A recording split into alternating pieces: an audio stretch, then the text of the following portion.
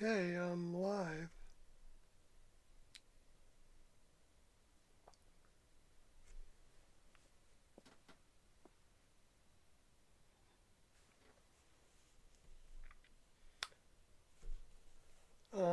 Let's see.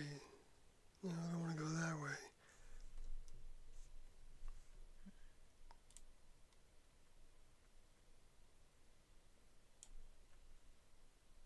Oh, there's the notification.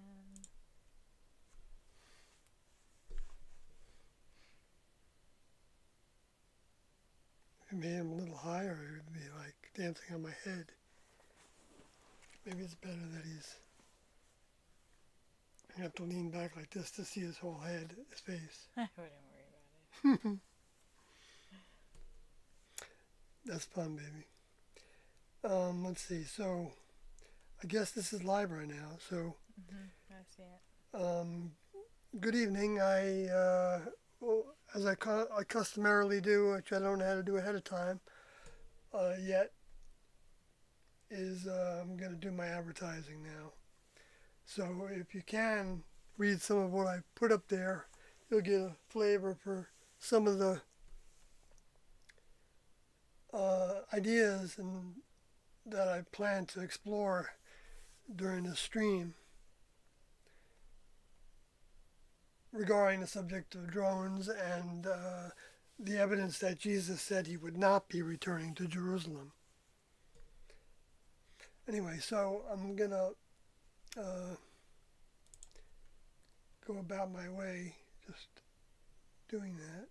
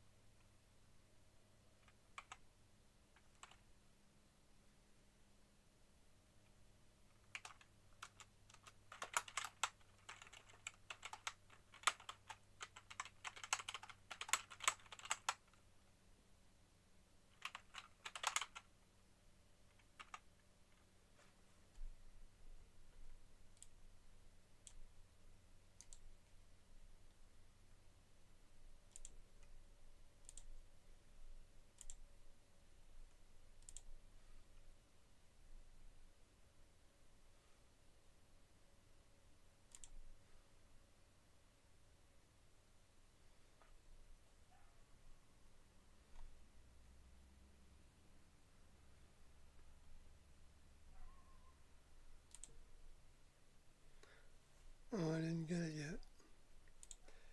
Okay, going not the right direction first.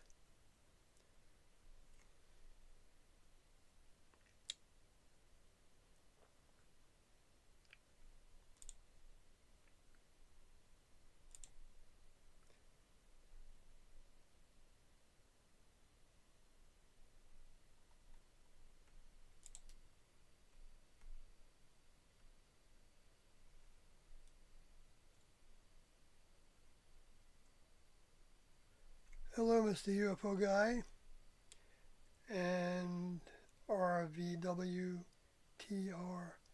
Tripes. Good evening.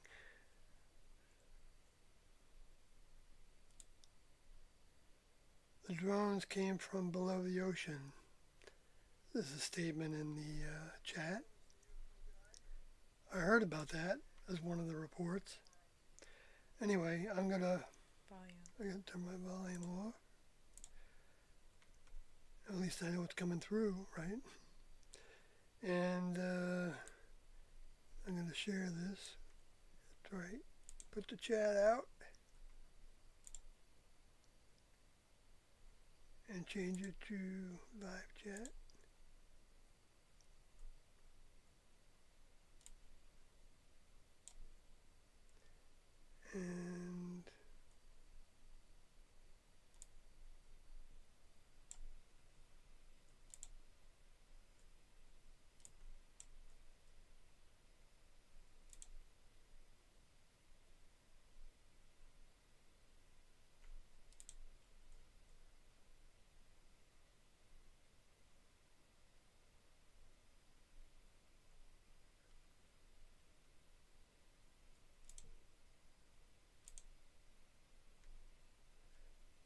some reason, I've not been getting the share screen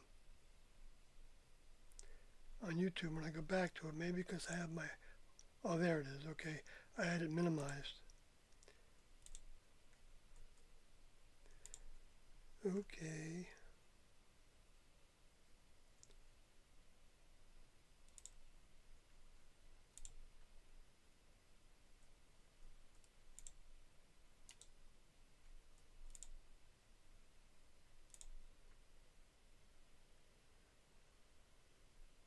Okay, so the Facebook friends are getting it now.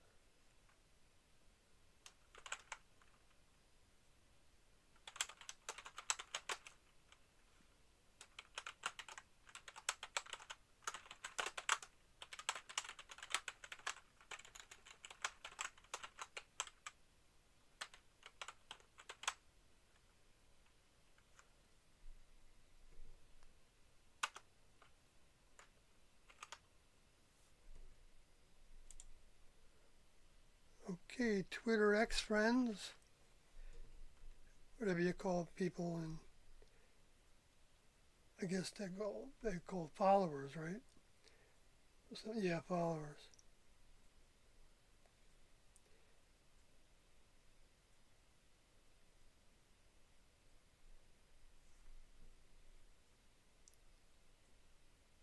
Okay, so that's done.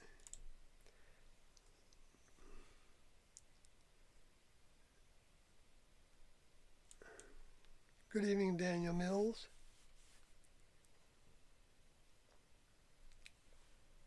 Um,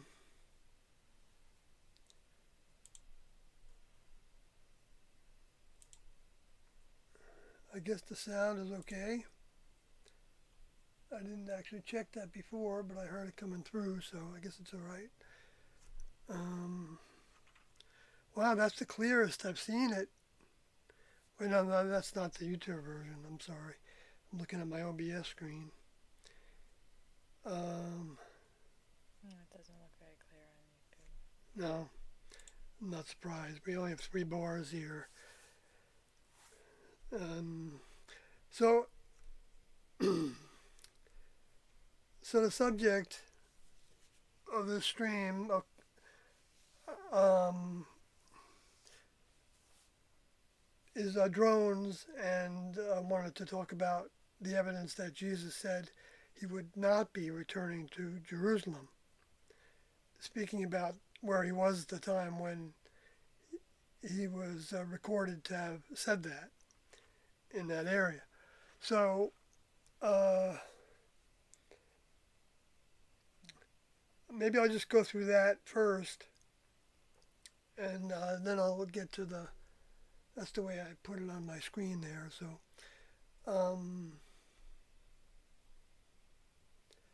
well, the biggest evidence, which does a number of things, is that is from Matthew 23:37, where Jesus says, "O Jerusalem, Jerusalem, thou killest the prophets and stonest them which are sent unto thee.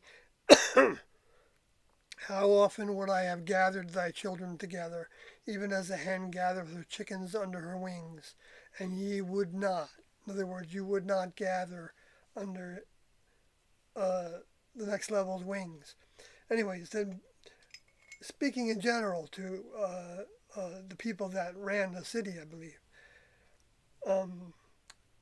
Anyway, so the Matthew 23:38 says, "Behold your house," which is the word they used, but in my opinion, they would have done a much better job if they gave a few more keywords. on what that could mean, because household is listed in the Strong's Concordance, dwelling is listed, residence is listed, stock, like family, ethnos, descendants, that's listed. So that's what they're talking about. They're talking about, Jesus is talking to the whole genetic strain of individuals occupying human vehicles that the next level had been nurturing. I mean, the next level nurtures everybody on the planet, but they have specific experiments with certain members of parts of the planet, and to develop uh, souls from that could one day actually become a member of what they would learn was a technical kingdom level above human, an evolutionary step above human,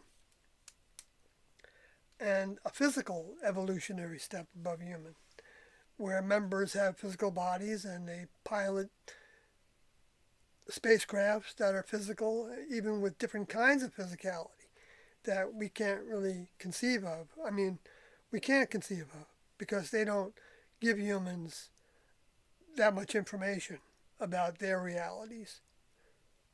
Because the best we can do, that just would confuse us and make it into a philosophy and a superstition.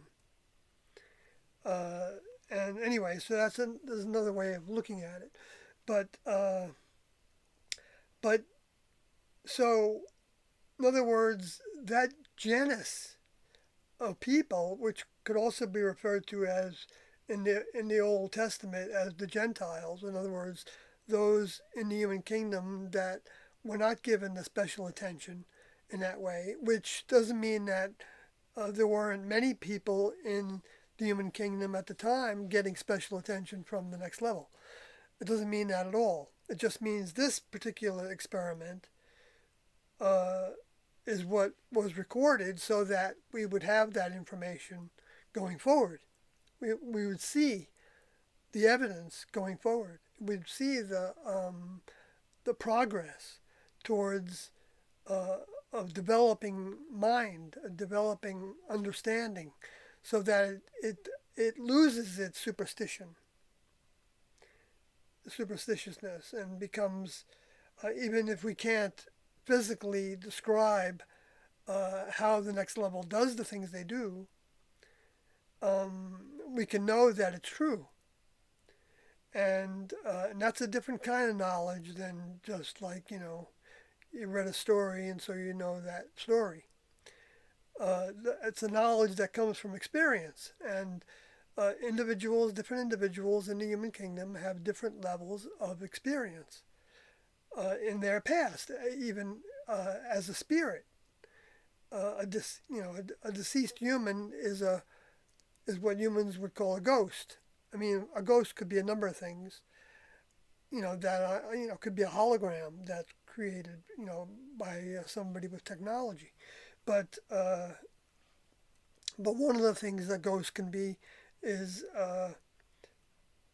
um, somebody being able to see a deceased human in some shape or form,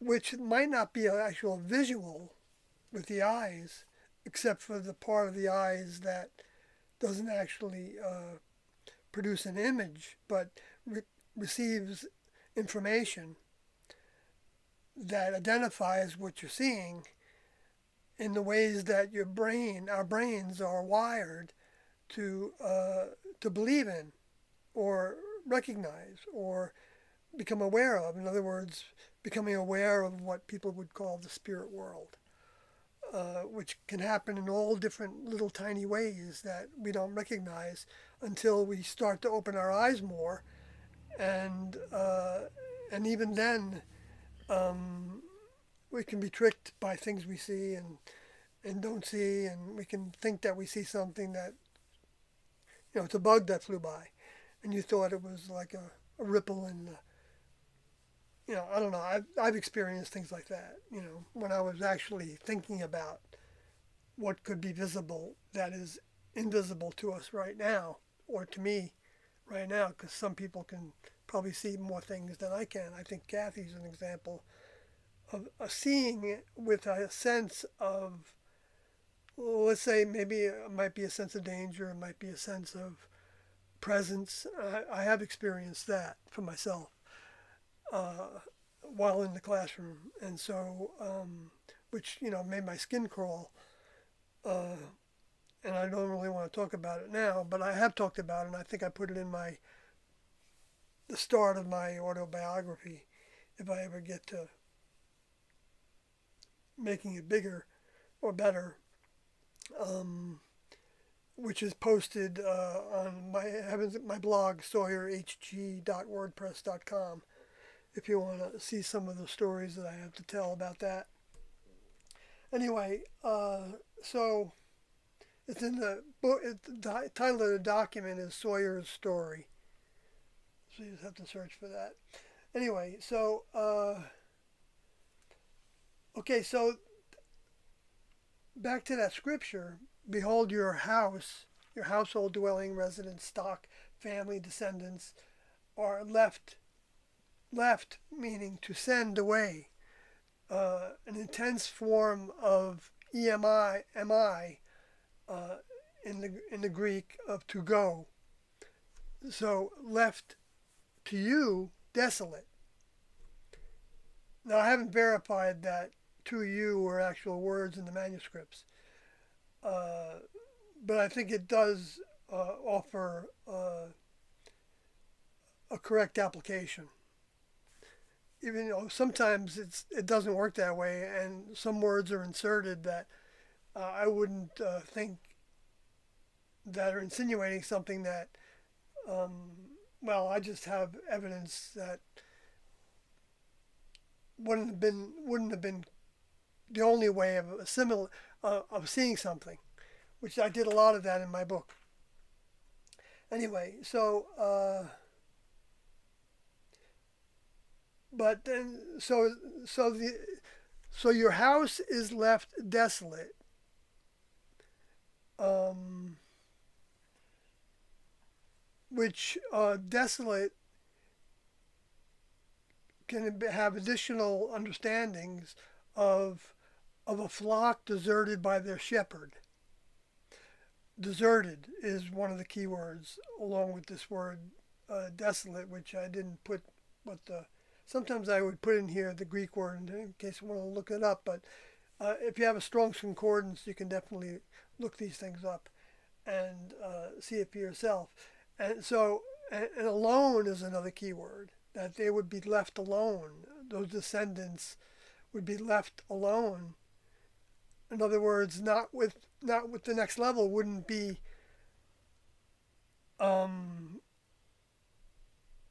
as directly cultivating uh, um, the individuals that were growing for the current project that Jesus brought the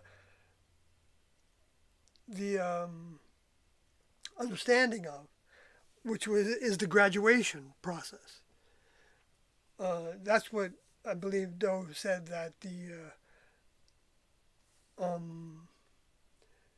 there was the beginning of the graduation, where the Moses experience was about lessons, prior to that, helping teach people to start to recognize the actual power and authority and knowledge. Not in that order, because the next level is not into power; they just have it. They're not into trying to be powerful to somebody else. So all these words can be misconstrued, but they also are specific, and they're very direct and very accurate. And that's what you can count on from uh, the next level, everything they give us in the human kingdom. Um, and there's a lot of other keywords that you could use that I'm not leaving out on purpose, but I don't want to spend here all day, saying things like that. Anyway, silly me. But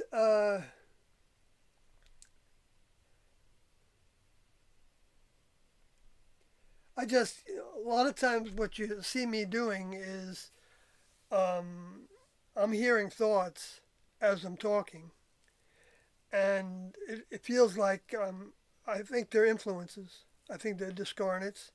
I think they're potentially space aliens sending out uh, pulses, sending out thoughts, you know, that they can be sending to millions of people at the same time. I don't know what the limits might be to them because their technologies are limited.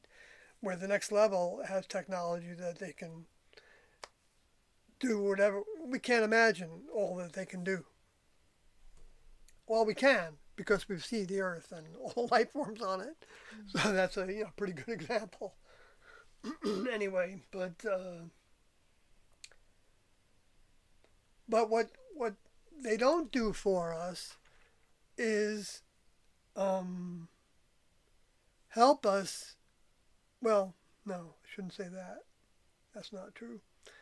But They don't help us how we right, if they don't help us, then we don't get anywhere. think we want to be helped. We have to want to be helped. Well, like we got help the other day. Yes, we did. We got help. We were stressing over money, but we were dealing with it. And somebody gave us a tip, and the tip was $30, and that was a big tip for a food delivery. And and then the person wouldn't let me go and wanted to hug me and stuff, and I didn't know what to do with that, but I gave the person a hug, and and then the person said, "Could you use more?" And I was like, "Well, yeah, but I don't. What you gave me was very generous." And so I was hemming and hawing, and she kept on saying it if I wanted more. And that's what they do. She was part of a church group. And and so I said to her, well, um, I told her about a need that we have, uh, and a medical need. And so I don't know if I mentioned that, but um, and right away she said, well, uh, I want to give you more, and she went in the house and got some more, and then came out to the car and and gave it to Kathy and I, um, and $150 more, which is completely unheard of. I mean, in all our driving, we've gotten some good tips, but this wasn't a tip. This was so he. This person felt like Jesus. She asked Jesus to send her somebody that she could help, and then we showed up, and we certainly had got a lot of help from that. And it felt like it was, it just felt so genuine, so next level, that Kathy and I think, both feel that the next level helps us in that regard. But it wasn't like $150,000. No, no, well, we'd probably do the wrong thing with it, even if we got that much money. I don't know, you know what I mean? But, uh, But but the next if level will help, but they're not gonna. they're not going to give us what we think we want, Right. or what we think we need, unless, because what they want to see from all their servants, anybody that is serving them to some degree, which there's no way to actually analyze somebody to know that. It doesn't matter what the religion is and all that. That's, I mean, that can be, those are all pathways potential, but they have to also be outgrown and then looked at in a more objective way in order to grow more to see the reality of the next level. And, which they give us in stages according to our own thirst. And because we need to have it in stages, because we that's what I think part of this drone stuff is. I don't say drone stuff as if it's, you know, I mean, I'm going to talk about that a little later, but ultimately, just in synopsis, in my mind, uh, the next level has stopped holding back what there have been space aliens and space aliens and humans working for the space aliens. I don't think necessarily directly, but sometimes could be directly. And because they have a lot of mistrust between them, I believe, and Doe indicated that the space aliens don't give humans uh, certain technologies because they don't want humans to compete with them. Because they can be competed with, because they don't, whatever spacecrafts they had when they were basically cut off from the next level by their own choices, um, uh, as far as we know, well, Doe indicated that their physical bodies didn't last. They lasted longer than human physical bodies do now, but they don't last forever. They're not designed like bodies that members of the next level uh, create, design, make, build. Anyway, grow actually is a good term for it, for the part of the procedures that next level use in their labs for developing new vehicles for the souls that had graduated into next level membership. Uh, anyway,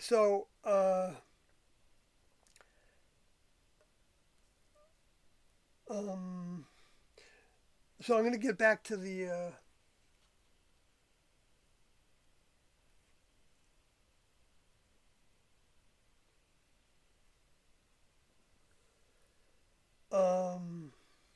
Okay, so Jesus said that the house of Jerusalem, that genus of people, um, uh, weren't going to see that geography because he was talking to Jerusalem, which was known as the city of God's angels, right? Or not the city of God's angels. That's the L.A., which is can be seen as the New Jerusalem, part of it. Okay, depending on how you look at everything. And because I didn't get that from Doe, so I'm not saying that's the case. I'm saying that from a scriptural interpretation of a number of things that were talked about in the book of Revelation, which I know isn't totally accurate. So we can take it with a grain of salt, but there are a lot of very strong, consistent kinds of identification of terms and thinking and behaviors and ways that can be shown to actually be the fulfillment of those blueprints, like a blueprint that's got flexibility built into it, that the next level created for the human kingdom. Anyway, so he was saying that Jerusalem, because of the way that you treated members of the next level that were sent to you to talk to you about the reality of the next level in their terms over those periods of time, killing them and things like that, that their house was going to be left desolate, uh, alone, uncultivated, deprived of aid and protection from others. And you can see, the history has a lot of that going on. Okay, and yet there's, uh, I've heard many times certain Christians saying that Jesus couldn't have come back here or there for some reason, different reasons they say that. Okay, uh, because he was supposed to come back to Jerusalem. And when you look at the evidence, even if I put the evidence in the the current Google browser, which gives you an AI response, right?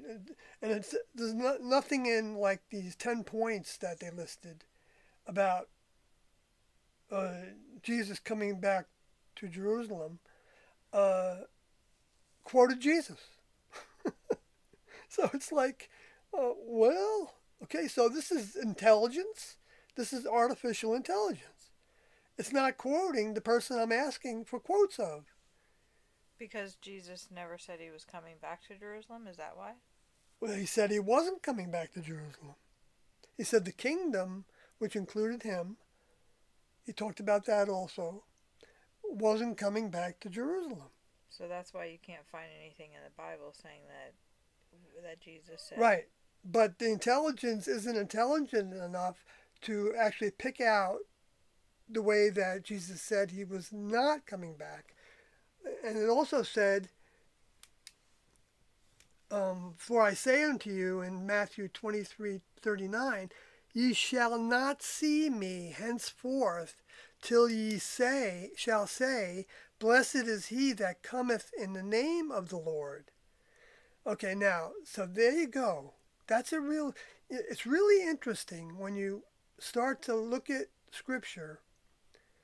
I'm not saying, I'm alone in doing this, but uh, I see more and more in things, and the more and more tends to. One thing that occurred to me that I see when it's something that came from the next level is you see a number of different things said about the same subject. And some of them even give you, like, okay, like he's not coming back to you, but somebody else will in my name. In other words, they still have an avenue, the people, because they're going to hear about it, just the way the world heard about Heaven's Gate. So you don't have to be in the United States. The location of the New Jerusalem, in my opinion, by my study, which is not by my study alone. It's not really my study at all. It's from Tiendo. They knew that the United States was prepared to be a melting pot so that there could be vehicles here that would have the experiences that they would, or the lack of experiences that they would need to gain in order to graduate into membership of the next level, in order to be open-minded enough to identify their mind when they bring it and speak it through the vehicles that they choose to take to do that through. Um, so, uh, that's all part of the laboratory of the Earth lab, the next level's Earth lab that they depicted in the movie script that they wrote. Got a lot going on in the chat. That they identified as an example of an Earth lab could be the planet Pluto. They said that story was fiction based on the truth. So yeah, I'll get to the chat room.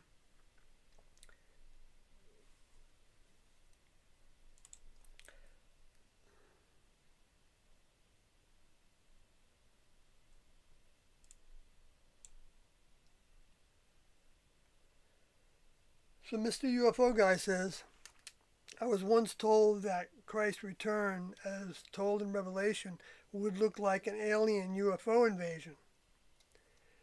Because angels are actually just highly evolved beings that people call aliens. They are next level.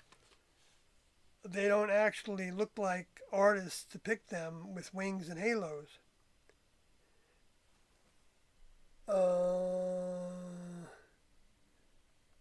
I'm going to skip and read the next thing that Mr. UFO guy said, which is in Luke 1:26-38, the angel Gabriel appeared to Mary and said, do not be afraid. I believe he said that because he looked like an alien.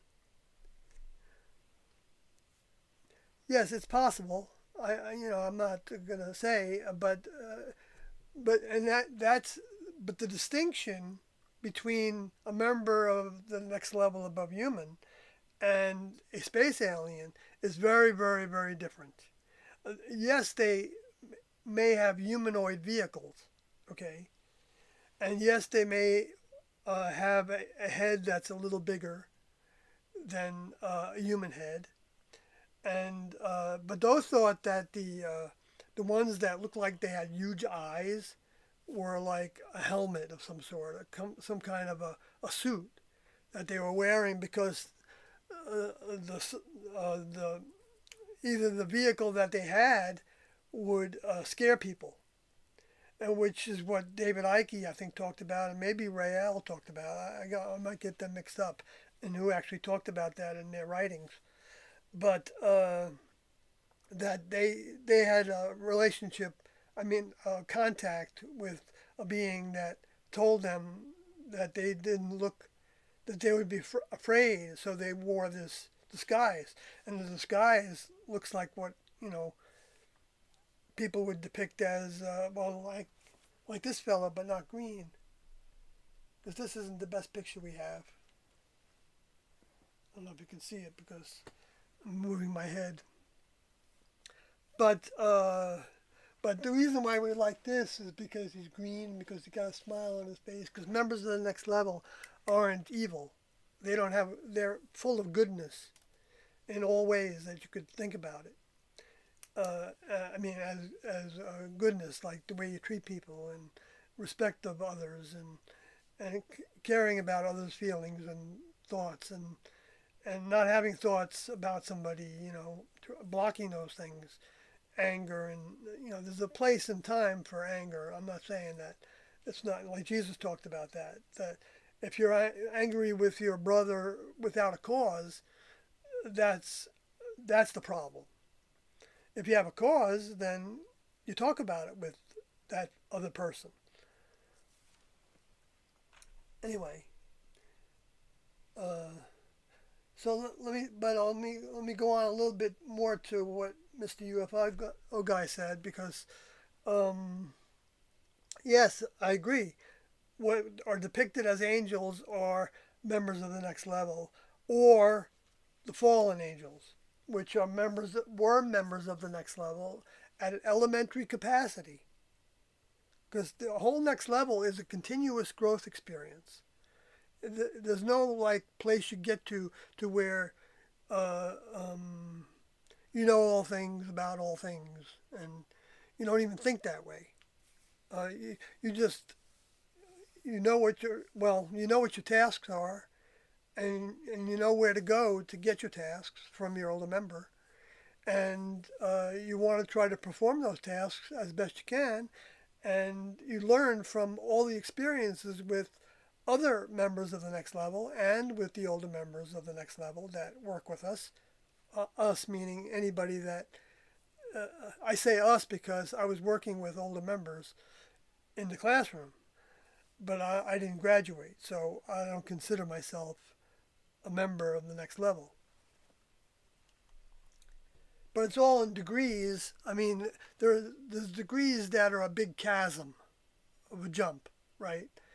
Like like for the 39 individuals, well, 38 students plus 4 or 5, um, uh, they made a big leap. I believe, because they're now in the company, in the environment, on the spacecrafts. I believe. Of course, I can't prove it to anybody. But Jay Leno proved it when he put them on the screen. Maybe it was Letterman. He put them all on the top of his screen there, which was funny, but it was kind of cool at the same time. It was Saturday Night Even though Live. they were spoofing it. Yeah. Saturday Night Live, right. That's what it was, right.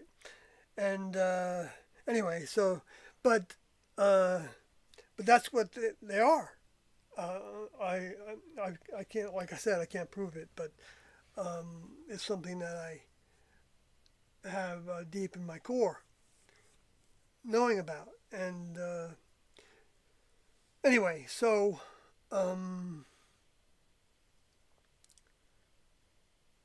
right, and so yeah. Oh, that was really strange. When Kathy is a colorist, and she's made all these mandalas, and she's a lot of most of them are around, and they're all on the ceiling in our home, and and she just moved a bunch of them, so some of the tape's not as strong, and one just fell down, and as it glistened and almost looked like a UFO or something to my view, because it's against the dark background. It was strange the way the light was hitting it as it fell. Jeez. Anyway, That's like the 12th one to fall. see, Oh, the next level God. members aren't aliens because they created the planet. So I mean, just the technicality of it, of the terminology. And the aliens are also, they're still human equivalents because they haven't outgrown the human kingdom. You have to actually become, uh, um, well, it's like the difference between, let's say, a dog and a human family. That the human family masters are not going to allow that dog in the house if it doesn't abide by a certain amount of the rules. Okay, and the human master designs the rules, and that dog can be really happy following those rules. And that's the way it is in the next level. So they tell you what the rules are to become a member of their, to be in their household, to be in their spacecrafts, to be in their laboratories. Uh, um, and humans can be as obnoxious as they can be. And like one example that T and Do gave us is that if you didn't have to get rid of all your humanness, like let's say you had the characteristic of being somebody that likes to hear your own voice a lot, okay, and so you just talk, you have opinions about everything or whatever, and you even have a sense of knowing about a lot of things, and you may know a lot of things, right? But to the next level, if you were allowed to be in the next level laboratories with that sense, yes, you would be in awe of what was taking place at first, and I don't know how long that would last because you'd be an observer for a while. But then pretty soon, if you hadn't overcome that characteristic, you would have a tendency to start to offer suggestions to the lab workers. Or you like if they came up with a solution to a problem, you might say, "Well, why are you doing it that way?" And without even knowing, and that's what happened in the classroom. And so the classroom was a simulated experience with older members, and the whole thing is pretty much written down and audio taped. So, I mean, a large percentage of what T and Do gave, all the important things, for sure, uh, are in the audio tapes and in the book and in the videotapes, Beyond Human series, and that's the task, as far as I know, is getting their information out and knowing what the information is part of getting that information out to whatever degree somebody feels to, and in whatever ways. I mean, keeping in mind that if you were wanting to do that, that you would be asking Doe to help guide you in the ways that he would have you get their information out. And you can question that, and then you can try to be sensitive to what things occur to you, and then take steps in that direction. If you don't rule it out for some other reason, for some reason that it would be too dangerous to do that, or I can't build all the scenarios, but listen to those Beyond Human tapes, and then you'll start to get an idea if you haven't already, and listen to them again Read it. Read the transcripts in the book that's posted on the Heaven's Gate website as we speak. The next level, I believe, is um, uh, well, I knew that the things that are happening were going to happen in some shape or form. And we know that the next level, that T and Do felt like we just heard it in a tape recently, uh, where Do was saying that and T was saying that they expected uh, the truth about the UFOs to come out, and and it has come out, but now it's coming out in a way through the mainstream media, even just by the connection of what are these drones, where are they coming from, and not just the mainstream media, but the politicians and everybody's talking about it and Demanding answers. what's that? Demanding answers. Demanding answers because they're represented by the people, right? I mean, they're representing the people, so they have to try to find answers, and so it appears that there's some facet of uh, things that are happening that probably is not telling a lot of people about it, of what they're doing and who's doing what and when. Because I think a lot of it is being done by humans with drones, all different sophistications and things. But that's not to rule out that plenty of things aren't happening by the space aliens themselves. And except one thing that you can kind of, guess about not being something that's space alien would be if they were just standing still. Well, if they were doing something with drones that they had, I don't, who knows where they could have gotten something from in the past because they came from previous civilizations on Earth and even from other planets that had technology that their souls graduated from into the next level membership. And so we don't know. What we do know that what they have is primitive compared to the next level. That's something that T and Do knew. And you can read USA Today information ad that Do had put into a third of a page of USA Today in 1993. And you can get a lot of things about the things he said about Lucifer and about the space aliens. A lot of little tiny things that mean a whole lot. And one of those was also part of the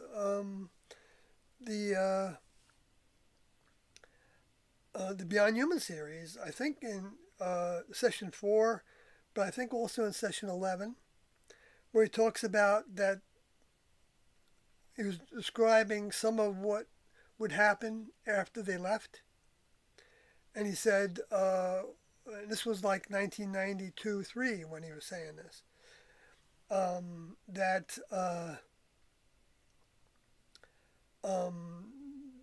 that you might see thousands of spacecrafts coming in shifts, um, uh, from the next level and from space aliens. Because the space aliens have spacecrafts and they potentially can be in orbit around the planet, or they could be inside the planet, or they can be inside the sea. Those things were all talked about also in the record books. That Satan was under the sea and under the earth and in the bowels of the earth, and the bottomless pit. Is where it came out to subdue the two witnesses. Um, which I believe the evidence is that they were T and Do, the Father and Jesus returning, the woman and the man in Revelation 12, which Do indicated. But they never spent any time on trying to act like all those scriptures are about them. They disliked that whole vibration of trying to be somebody special in the Bible. So they didn't need to, because they were getting direct understandings of the things that they needed to be able to talk about with the students, and not distract the students by highfalutin ideas and things about uh, things that happen in history or whatever, or miracles, how they do miracles, and even though to some degree they did talk about that in terms of controlling one's vehicle and not accepting the negatives and seeking positive ways of addressing our problems and asking them for help is a part of that. Um, but I mean, uh, but putting into motion the things that they give us to help us when we identify them, when we recognize them, that's part of showing them that we want their help.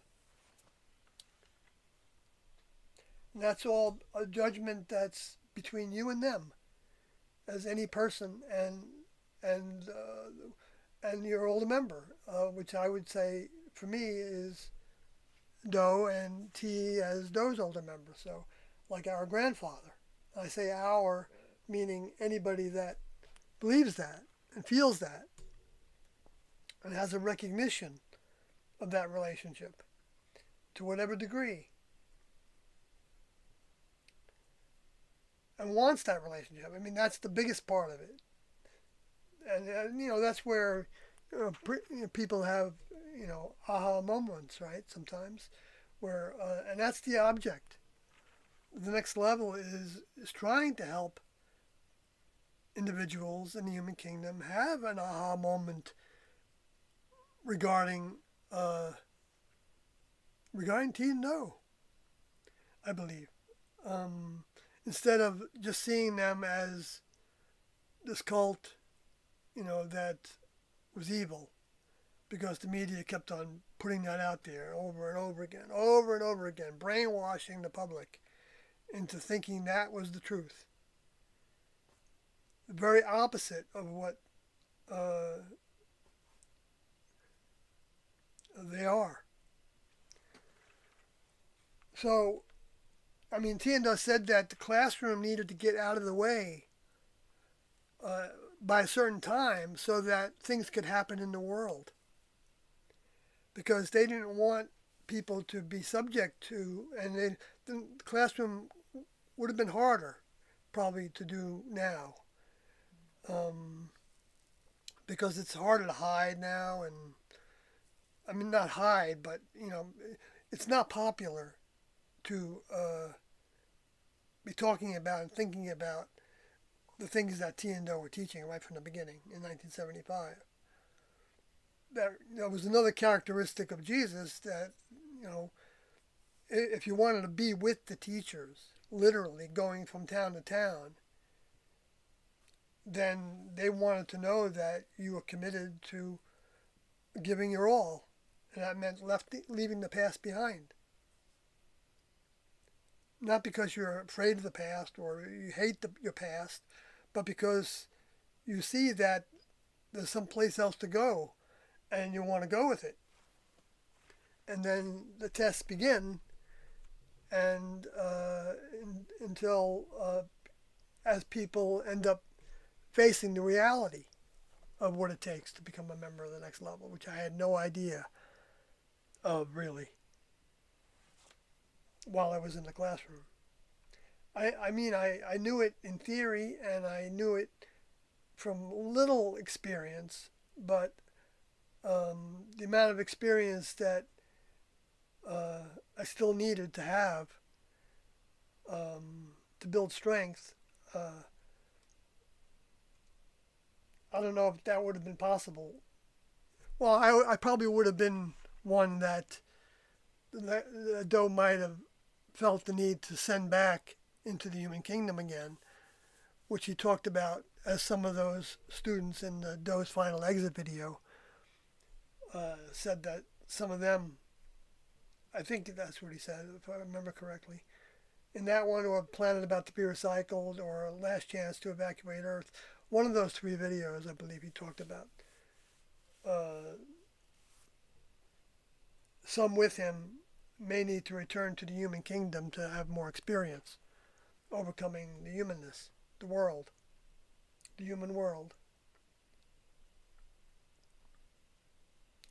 Um,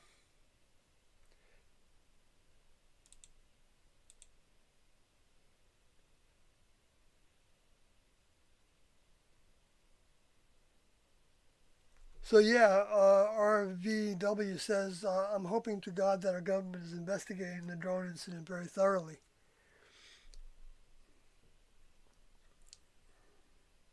Yeah, it's a tricky condition that we're looking at.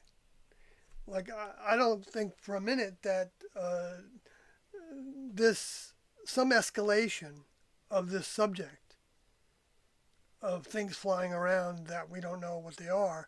I mean, we already saw that with the China balloons, right? So that was a test. There's people that are testing the situation. I think it's an experiment, just like the ex-British Prime Minister admitted that the whole immigration open borders was an experiment in England that didn't work out very well. And they blamed on Brexit. Anyway, uh, so I mean, so the next level is not directing humans. Uh, the humans direct themselves, and the space aliens seek to direct humans. And they can do it in all kinds of ways. But the space aliens' prime interest, one of them is anyway. For some of them, I don't know if you can say that for all of them, is to capture souls for their own ranks, for their own uh, groups. Um, Souls that know how to take over vehicles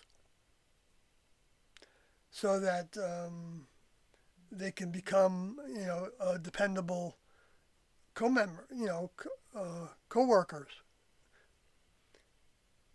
Anyway, that's one part of it, and they also want to learn how to grow vehicles that don't die or can, fight off disease and decay. And the third thing that they want is to try to escape the planet because they have rumors among them that they were going to be recycled this time around.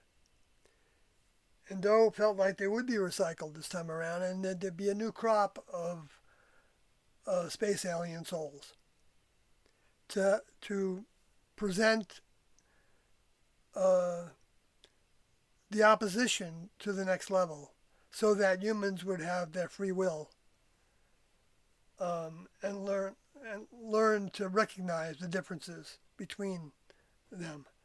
Like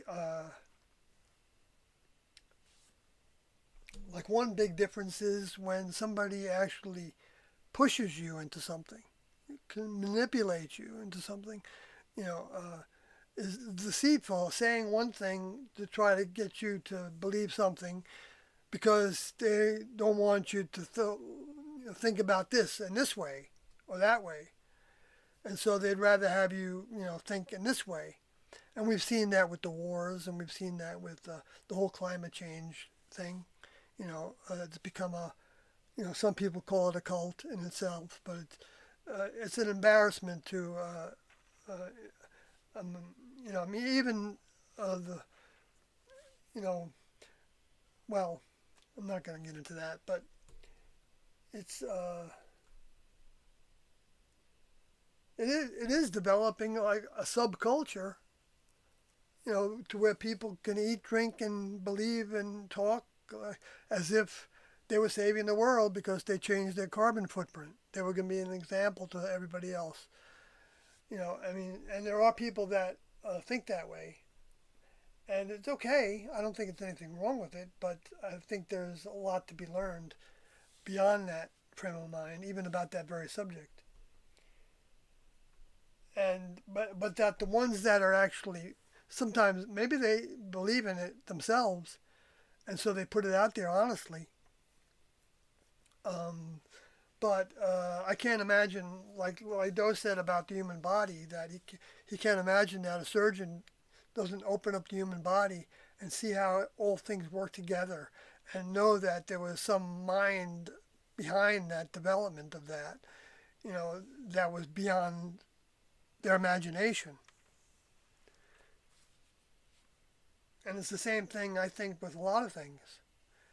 And it's sometimes very very tricky to hold on to the mind from the next level when we're being filled with ideas that are contrary. Uh, because we don't want to be like, thinking that the only things we can believe is what we heard from T and Doe. Okay? Because T and Doe have been working with the entire planet, the whole entire human kingdom. So sometimes you're going to hear the same information that came from them from other people. And we just saw an example of that with watching an interview with Isaac Asimov. And he was saying a number of things that talking about genes and changing of genes and that T and Doe were talking about in the 1980s. Now, maybe they heard him talking about it then, or somebody else talking about it then. But see, what distinguishes somebody that's, when it's next level information, it comes with a sense of knowing that it's true. But if somebody doesn't have experience in a department, then you might have a sense of something being true as opposed to thinking that the story is fishy, because of this and that, which we get a lot of that. We're told things that we think, wait a minute, that doesn't add up with this and this and this, so there's something fishy here about that. We've seen that 100 times, like with what happened in the turn, with um, the story that happened in 2001, that stimulated the wars in Afghanistan and Iraq. I just don't like to use the terms anymore because they've got their bots out there, trying to get rid of my videos if I start to use certain terms together and by themselves. And uh, so anyway, but I mean that's an example of that's a subject that's still on the table for people to think about what really happened there, in with some depth of study from all the information that was provided at the time that contradicted the what we were told by the mainstream media over and over again. And there's many examples of that happening since the 2000s, especially, in my opinion, which I write about all the time on my blog, my Sawyer Heaven's Gate page, if you want to see some examples of how I'm thinking about those things. But oh,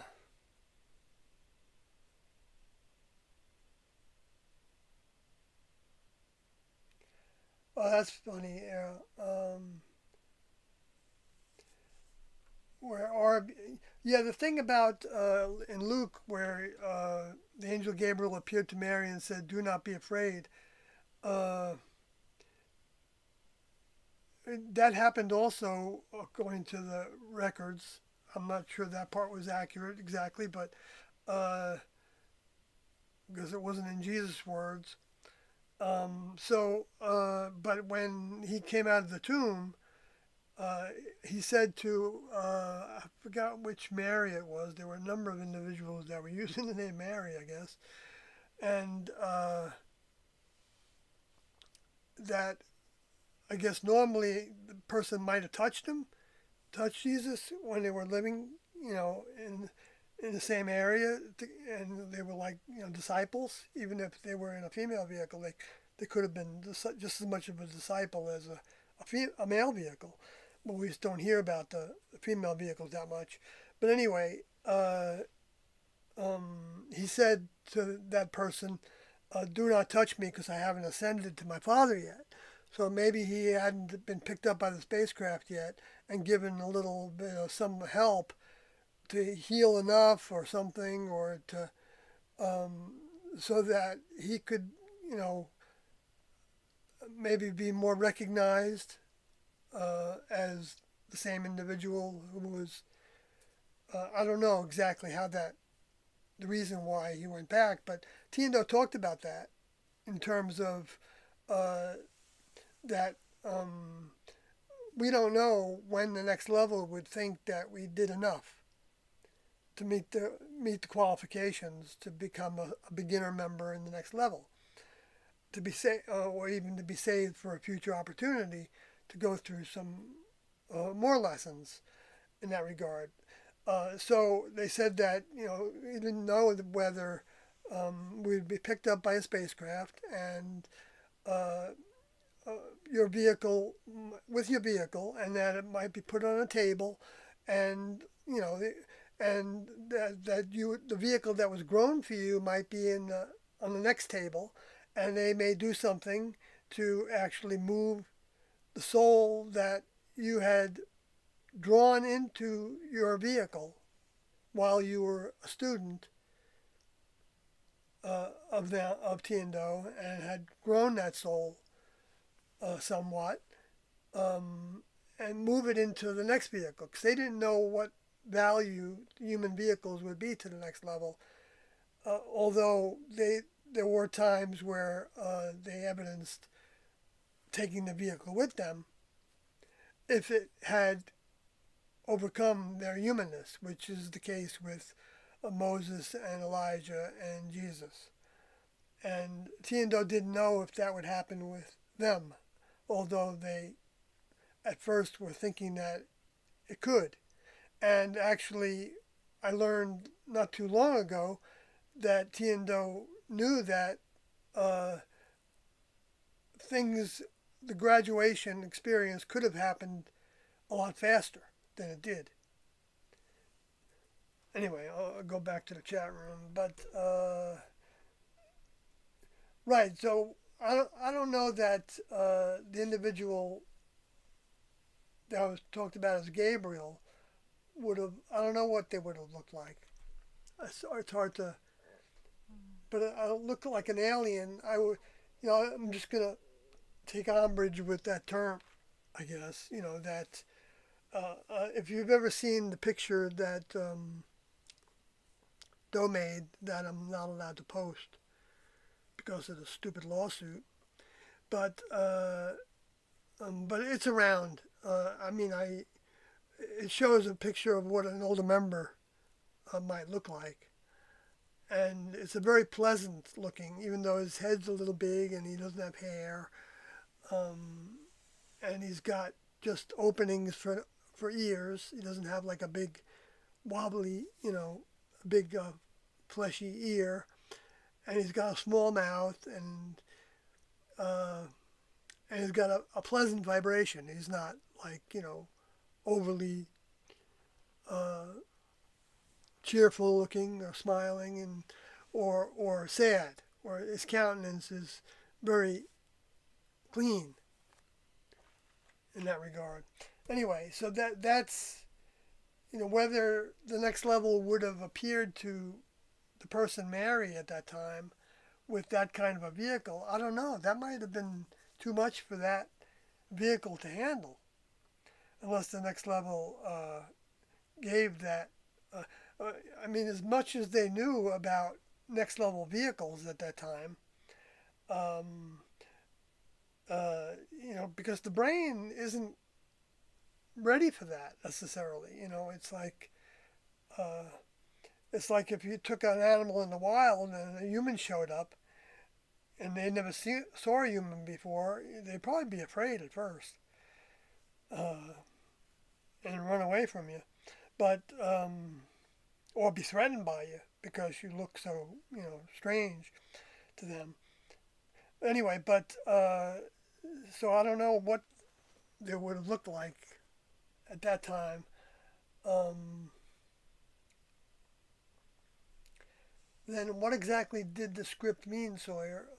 Exodus 22, do not mistreat an alien or oppress him, for you were aliens in Egypt. I think that terminology is talking about being a stranger. In fact, I don't know why they're using the word alien there, because I've seen the word stranger used many times in the Old Testament. Um, they had certain rules.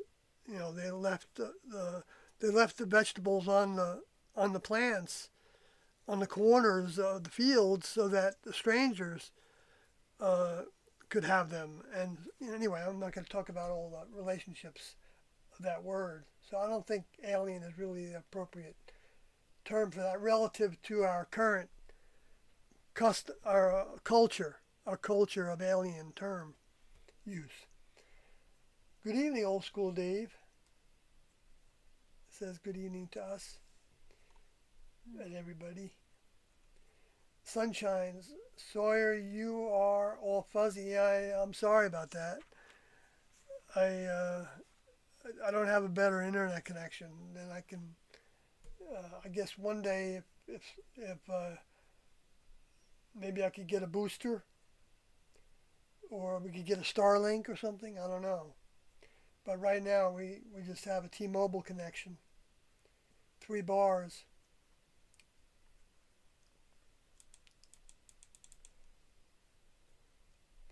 All right, so I'm caught up on that, and um,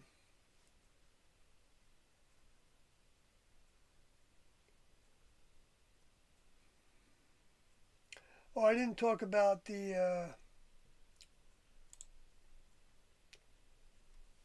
scripture I have on the screen there. Unless there's something about the drones to still talk about. Okay, yeah, I guess there is. I guess there is.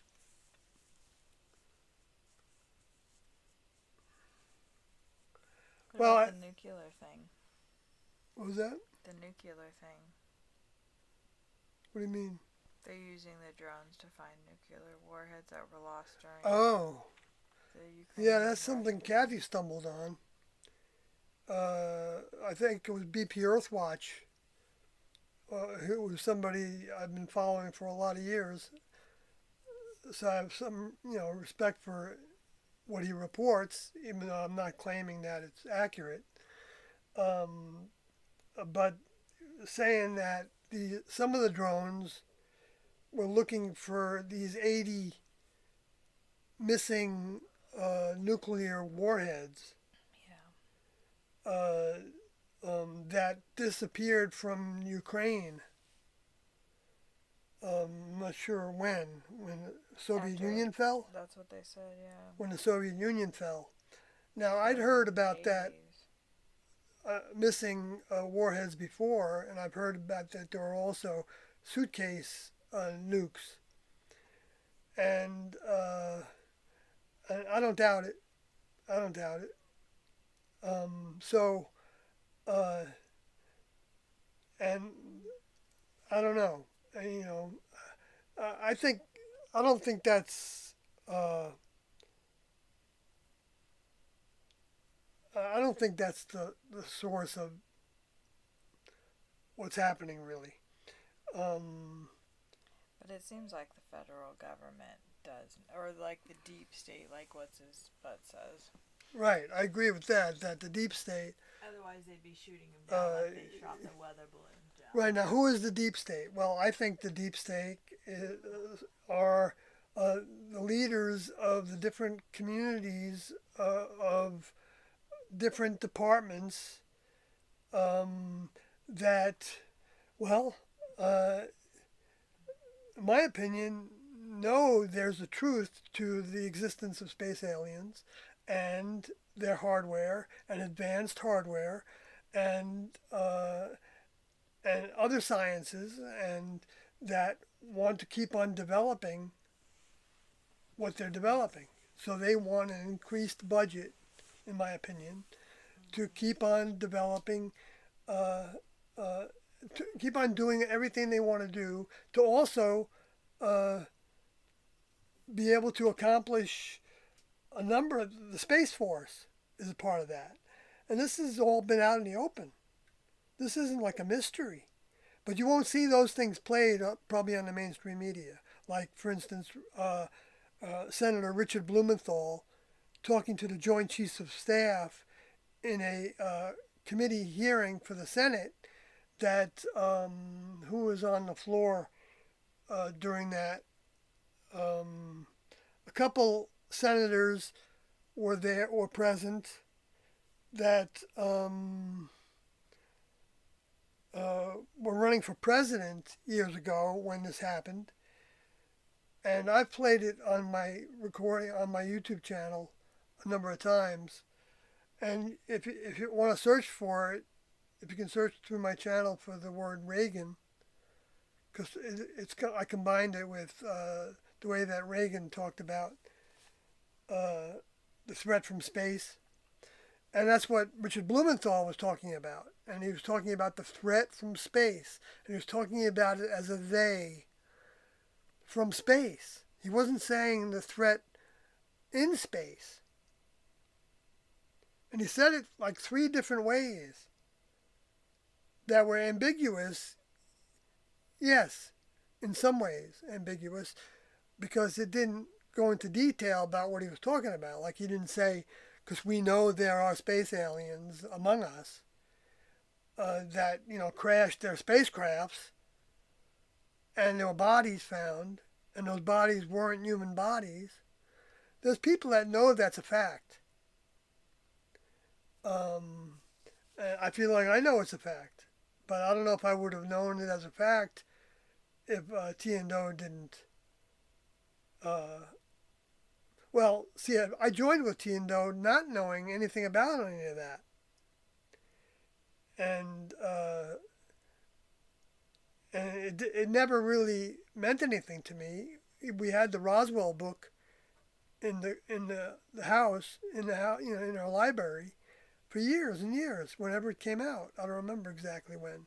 The first one by Moore was, I think, his last name. Forgot his first name, but what was that? Charles Moore, maybe. No, that was Charles Berlitz. It was written by both of them, Charles Berlitz and something Moore. And I don't know if it was called Crash at Roswell. Incident at Roswell. So we had that in our library in, I don't know, I think T was still in her vehicle. Oh, the Roswell incident. That sounds right. Okay, thanks, Kathy. Um, and yet I wasn't drawn to it. And other classmates read it, and Doe didn't talk about it. I didn't remember T talking about it. But then after T left, at one point Doe felt like we might be going public again. That it might be, and so he started to explore who are you going to talk to, and about what. Like were we going to use religious language, or were we going to use, scientific UFO language, and to talk about the next level, and which was more accurate ways of seeing things, in some ways, and that's when he bought the book UFO Crash at Aztec, and when we had an assigned task, it's a big thick book, and when we had an assigned task to read parts of the appendix that had the accounts of the bodies that were uh, the autopsy reports that Leonard Stringfield brought to MUFON that were in this book uh, when that was written. Um, and when I read that, I thought to myself, wow, this is real? I mean, I kind of had that thought that this was real, even though I knew we were called the UFO cult, by the media in 1975 and 6 and thereafter. But it still didn't ring with me that uh, that history was real. Um, it was just like an aha moment that I had at that point. Uh, Even though I had my own UFO sighting in 1976, I still didn't, register that as a part of my worldview, you know, because I hadn't introduced my vehicle to that information. And so but the mind that was with this vehicle and influenced by the mind from the soul that was interfacing with this vehicle, um, uh, made it so that when I did hear things about it, it was like, oh yeah, that makes sense. It doesn't mean everything I heard and read and after that made sense. No, it just meant that the general idea of there being people from other places made sense. The same way it does to a lot of people when they're approached with the UFO subject, which keeps on going up, the amount of people that think that makes sense because of how many stars there are. But making sense in that way, and then making sense of there actually being among us and flying around on spacecrafts in our environment, but we can't see them because they've got some kind of cloaking ability. That's because you've been hearing reports of people saying that some drone was flying over their house and the battery stopped working on their drone when they were trying to fly it. And then you have people reporting that other battery issues with losing their battery power. Now, who knows if that can be from a strong electromagnetic, device that's on those. Um, we don't know what's on some of these drones. We know that they have technology for infrared, so they can see at night. What about that guy that said that they are using FAA lights? Right. The one guy said that he didn't think they were military, right? Because they were using FAA lights. Well, no, that they Weren't foreign. Yeah. They weren't foreign, like from another country. And I don't know. I mean, They're not trying to be hiding. they're not trying to be. They're not trying to hide. Yeah. Right. And then they had another guy that was running a drone program, or was part of a drone program in the military, who said that when they fly their test flights, they try not to be detected by humans. Right. So the fact that they are detected by humans means that they want to be seen. They want us to see them. Why do they want us to see them? Because we're like, to them, we're like, I'm not saying that they're space aliens, because the space aliens can want to be seen too. The next level would only be seen if they had a reason to be seen. And in general, we're not going to see the next level spacecrafts. I think in general that's, but that may change, because when Doe said that you might see thousands of spacecrafts coming in from different parts of the heavens and on a different schedule at different times, he was saying the next level was part of that. So the next level may be doing some things too.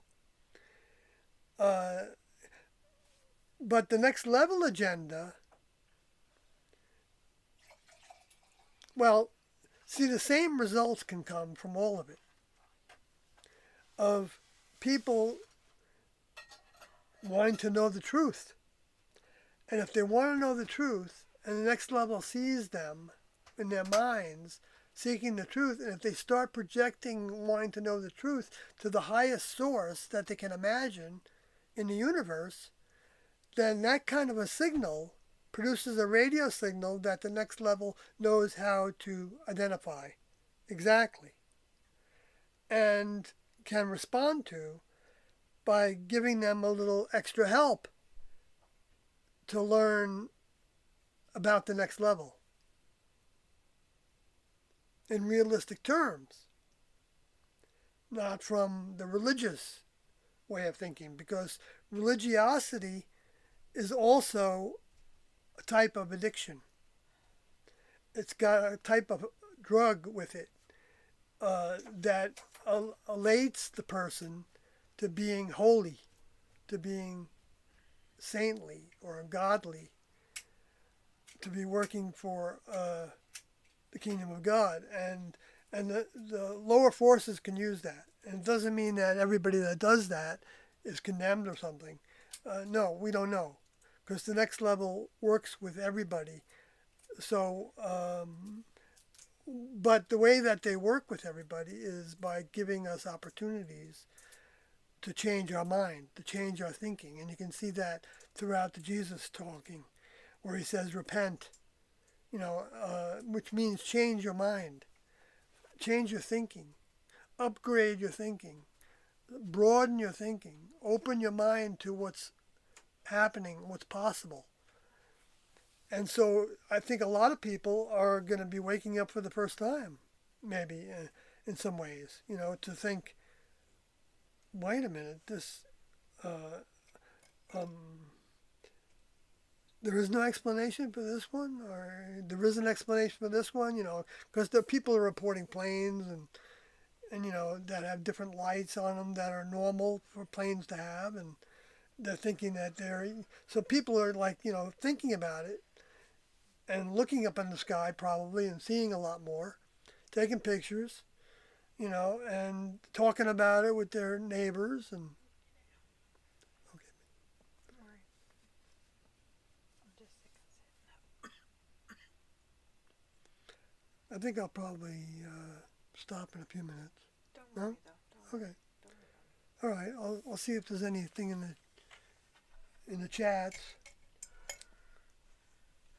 Thank you for all those hundreds. Gosh, am I making hundreds of thousands of dollars? Well, one of the things that I would do if I had a bunch of money is I would not be going to work, and I would be trying to,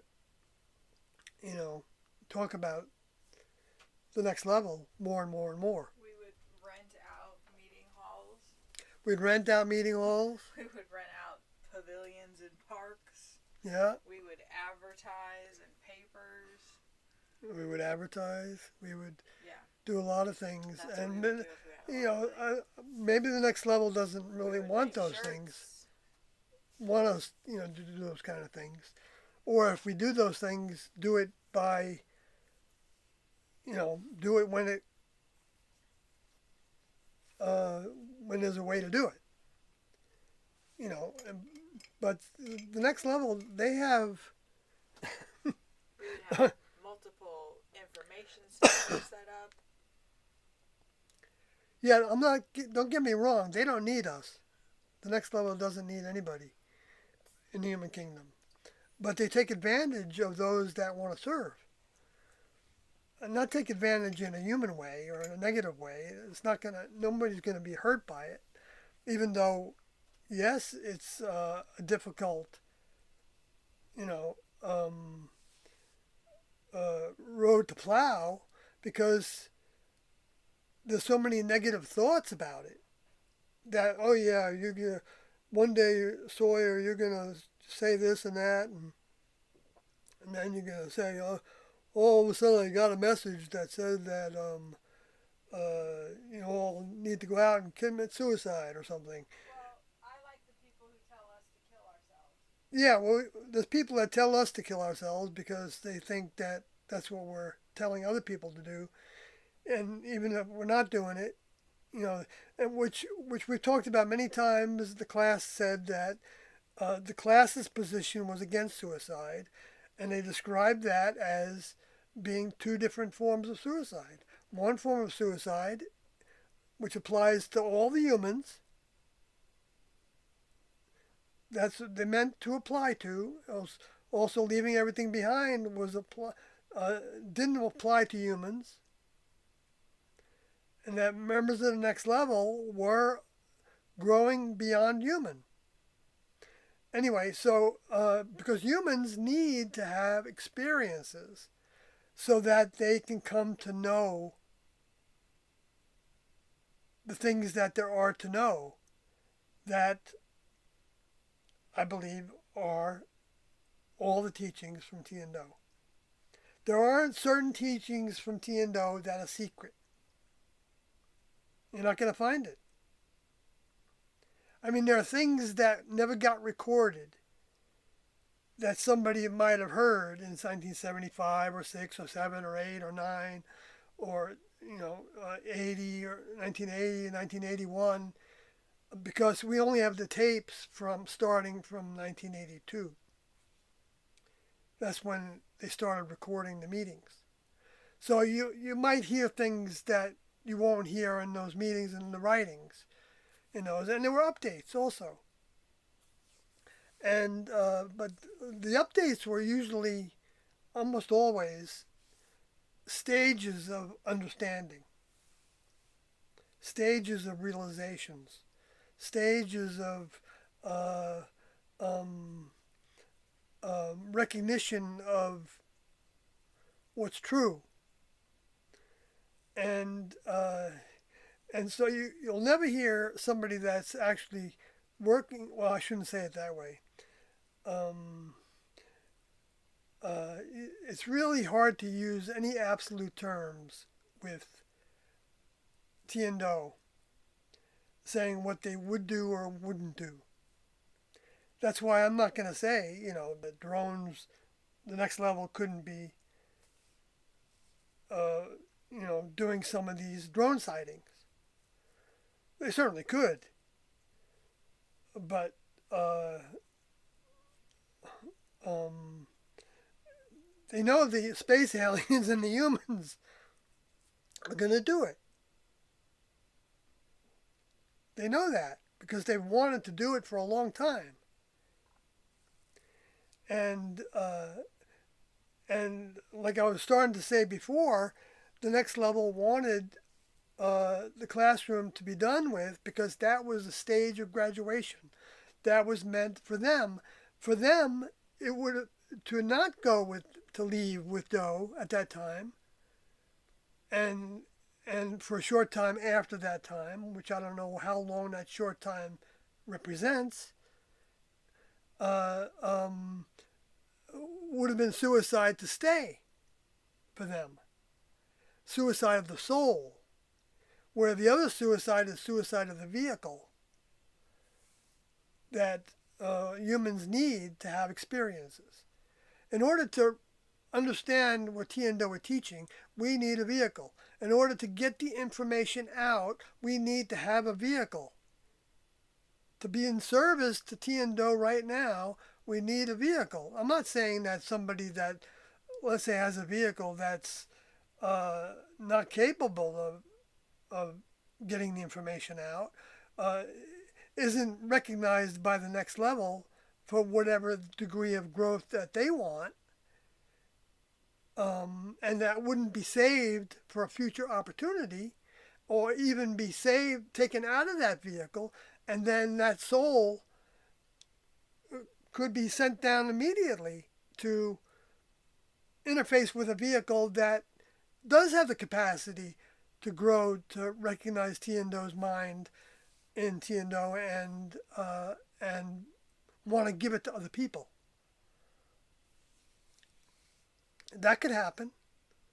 uh, as soon as we start to limit it, we can say, oh, this scripture said this and this scripture said that, and blah blah blah. But those scriptures are 2,000 years old, and though they have their application, the words of Jesus, and to some degree many of the things, the events depicted in the Book of Revelation, because he talked about those events coming to pass, and that brings up the event that I keep on wanting to get to, which is related to the drone talk in my mind. So let me get to that.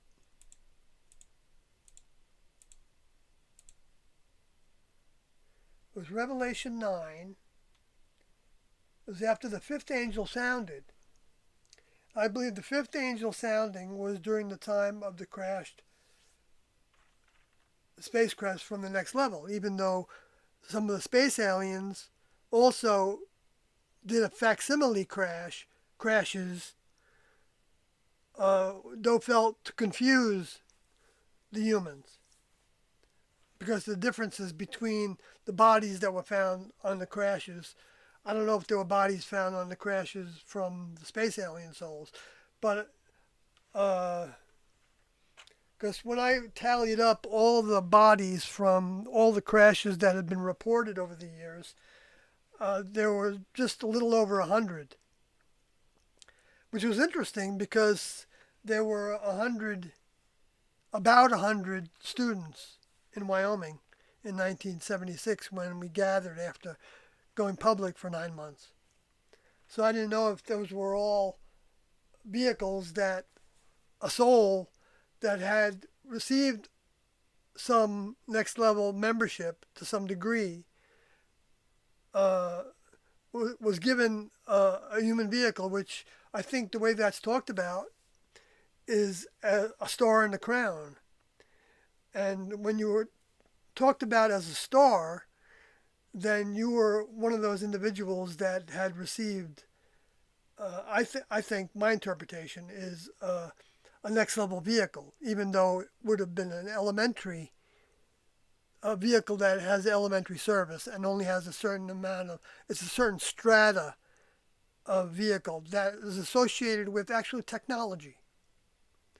So like a next level beginner next level vehicle might be able to change its vibration so that you couldn't be seen. So if they're doing a task on Earth and they don't want to be with their physical next level grown body, then they could do so without being seen by the humans and potentially be interfered with, and also interfere potentially with the humans, like the Star Trek, where they said that they were coming from the future, and in the way that was depicted a lot of times, right?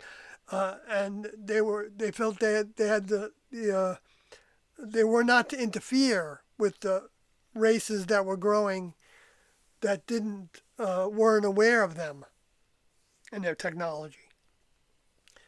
I mean, I think that might have come from next level thinking, which the space aliens know that thinking too.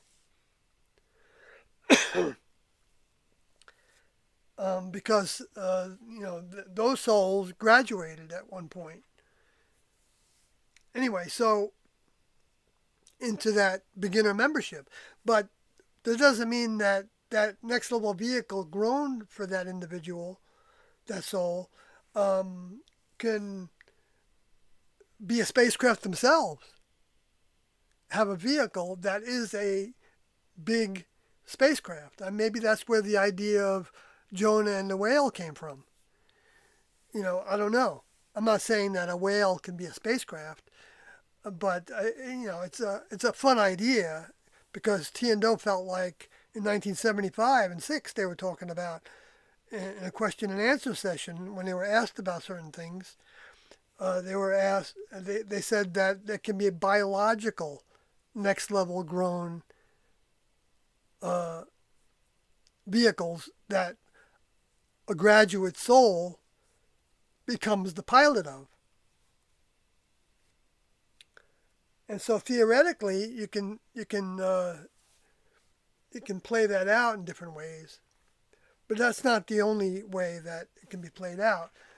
But Well, I'm not going to play it out anymore because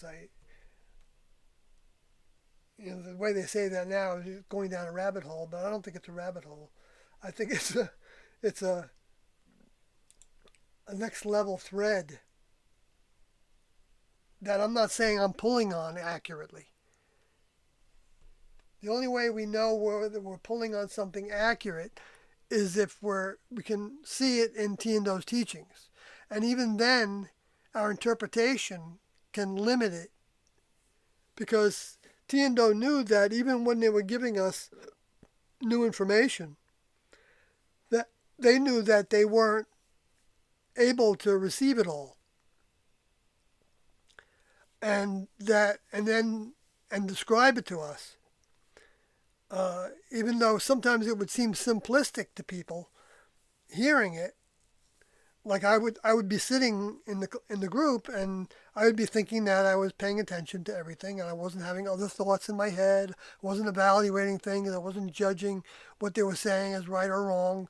Other classmates were doing some of those things or all of those things, and a lot of them probably either learned how to stop it or they ended up dropping out because they weren't staying, close to the mind. But at the same time, I, what I was hearing was still going through the filter of this vehicle. And so certain things would be said, and it would be like puzzlement would come over my mind. And sometimes I didn't even know that I had that puzzlement look on my face, but Doe would know it.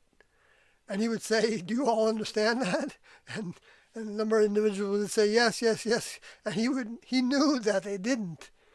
But then sometimes they did. But he always, every time he addressed even what they did, when he was looking for answers from people, when he was trying to, work the classroom the way a teacher does, to where they want to hear what the students say about this or that, about what they had been talking about before. And so when they hear the student express it, then they right away see that they didn't get the picture, or they only got a part of the picture, and so Doe would then come back and give more of the picture, and he would approach it as many times as he felt to approach it, and T did the same thing, but Doe was the spokesman, in a sense. Not in a sense. He uh, he he picked the vehicle that was from that Applewhite family because it would provide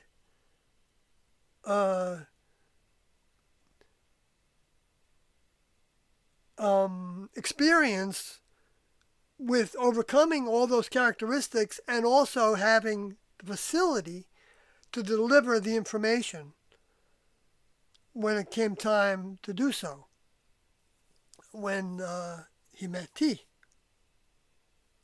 So, which was when it was stimulated in a big way, and that took place the entire time Doe was with T.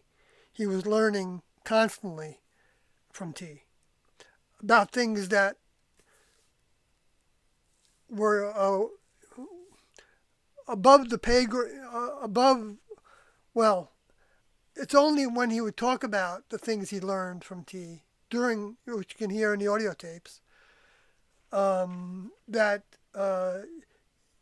you'll see the many things that he didn't know at the time when he first started with T, and that lasted for a while, to where they had a lot of difficulties working with each other because of having different ideas about directions to take. And one example was that sometimes when they were first waking up, they were trying to figure out what prophecies they were going to be fulfilling.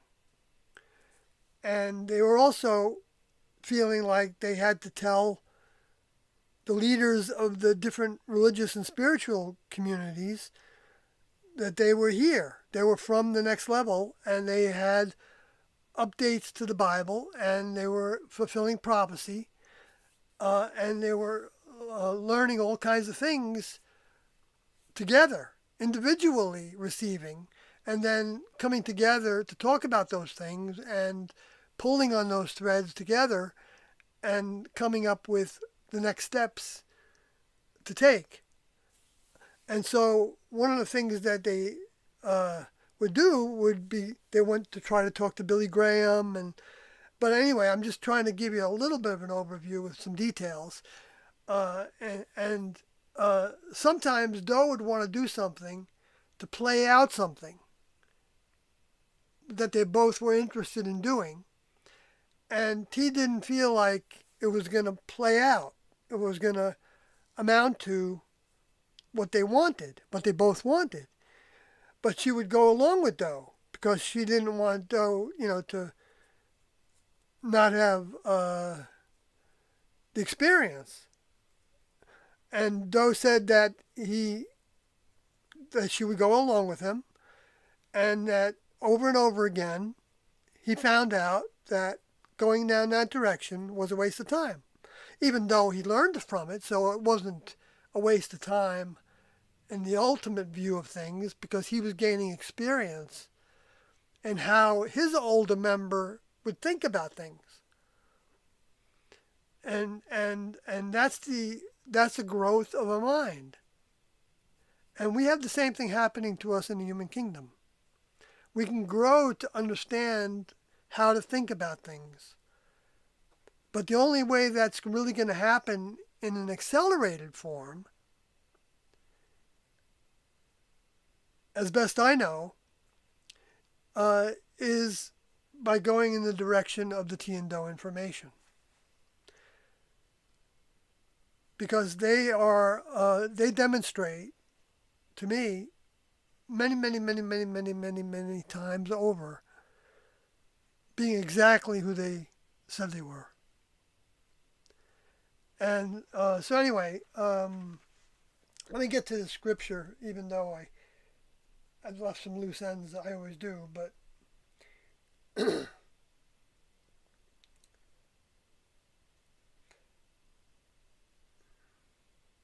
now something that I feel like I identified was that.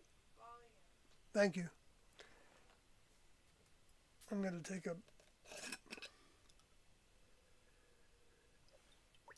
I'm going to try to adjust my volume a little better.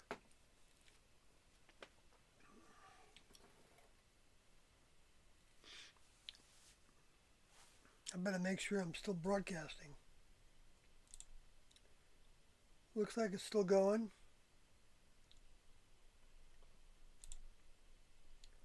Go to the chat room in case somebody's trying to tell me, Sawyer, where are you? I can't hear you anymore. No, I'm just saying you're being too loud. No, I hear you.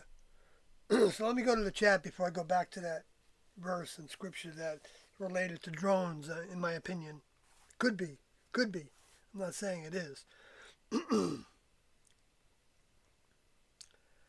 Mr. UFO Guy says, I'm so glad to hear from you, Sawyer. I have been busy for the last year with one show after the other. I would love to have a video interview with you guys when I get some time if you are interested. We're always pretty open-minded about giving interviews, video interviews. So, send a message if you don't mind to sawcat575@gmail.com. SAWCAT, which Kathy and I both get those emails, and give us an idea of what you'd like to do and when, and we'll try to work something out. Said RVW says, I believe at night somewhere in the middle of the ocean, lots of phenomenal events occur. Well, I've heard things like that too over the years. I knew somebody actually. I knew somebody that had a close relative that was in the Philippines on a boat, and they would see big crafts going in and out of the ocean in the Pacific. I don't doubt that.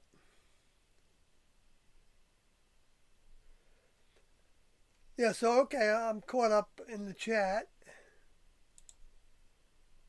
and I think the stream's still going.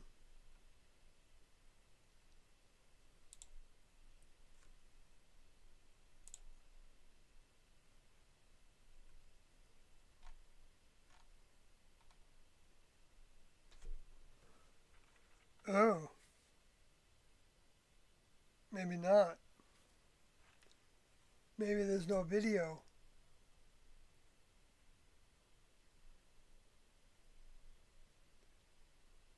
Kathy, do you think it's still going?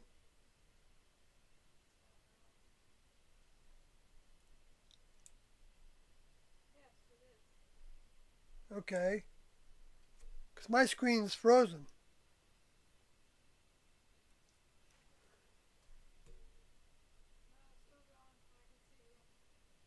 Okay, and hear me?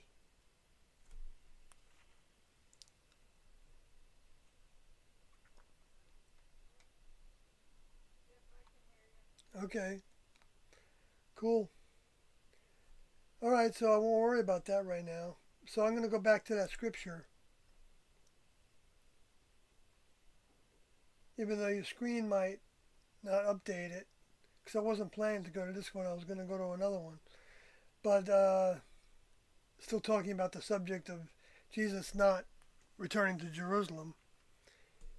Well, it says that the city that in Revelation 3:12, it says that he was going to give those that had his name written on their foreheads the name of the city of his God, which is New Jerusalem. So it's the New Jerusalem. And I've got a lot to say about that, New Jerusalem. And I put most of it in my book. And I don't think I'm going to take the time to go through all of it now, or maybe any of it. But, I mean, if you want to search my book for the word Jerusalem, it's called, the name of the book is written on my screen, T and Doe, the Father and Jesus, Heaven's Gate, UFO, Two Witnesses. And the book is in there. There's an index that has the whole book in it, so that you can, because I had to put it in, it's so large, I had to put it in about 10 or 12 chunks. Uh, and if you have the ebook, my ebook, then you can search things a little better. I mean, and have it for yourself. I mean, you can copy my text if you want, because I made a common law copyright. So anyway, because it's Revelation 3:12 has a lot in it about that he was going to have a new name.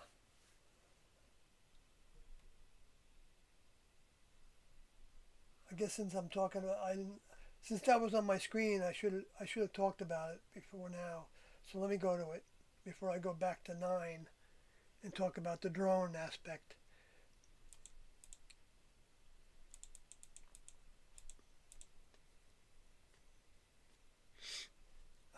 Itchy nose. Okay, what is that? Oh no, it's 3. There it is, 3:12. There it is. Okay, so I'm going to read it quick. Him that overcometh will I make a pillar in the temple of my God, and he shall go no more out. In other words, he doesn't have to incarnate again. And I will write upon him the name of my God. Okay, the name of his God, that's the word theos. which means deities, theos, a god or gods. So his older members are both, and like every member of the next level is relative to a member of the human kingdom, a true god, where the space aliens just think that some of them, I don't know exactly how they think, but people think of them as gods as well. But that's why they were called the demigods or the false gods, the false prophets, that Jesus talked about as well, because they're not they're not talking about things that the next level would have talked about and done. And there's a lot of examples of that. Uh,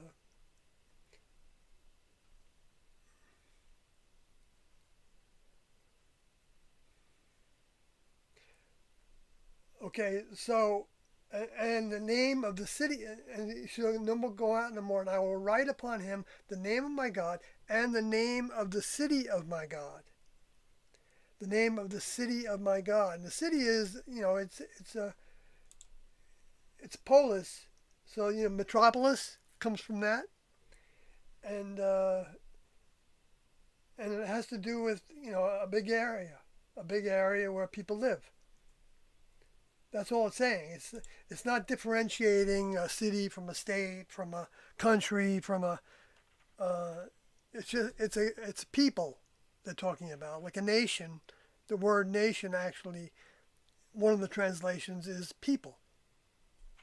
Tribe also is another word for people. But they're saying that the name he's going to give you the name of the city of my God, which is New Jerusalem. So what do you mean? He's going to give you the name right now? That's New Jerusalem, the name of the city of his God. Uh, but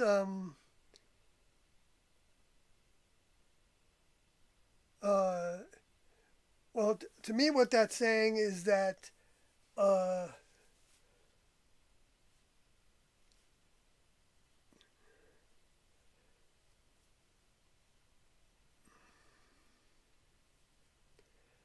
well, I'm not that he was going to be telling us where his spacecraft was, where his mothership, if you want to put it in those terms, is located. New Jerusalem is depicted as coming down from the sky. Okay, so it's an object. It's described as a physical object, with made of all kinds of gemstones and things. So it's got its brilliance. It's got all kinds of colors associated with it. I guess depending on what the next level wants to do with that. And so that's not necessarily an illusion, showing it coming down from God.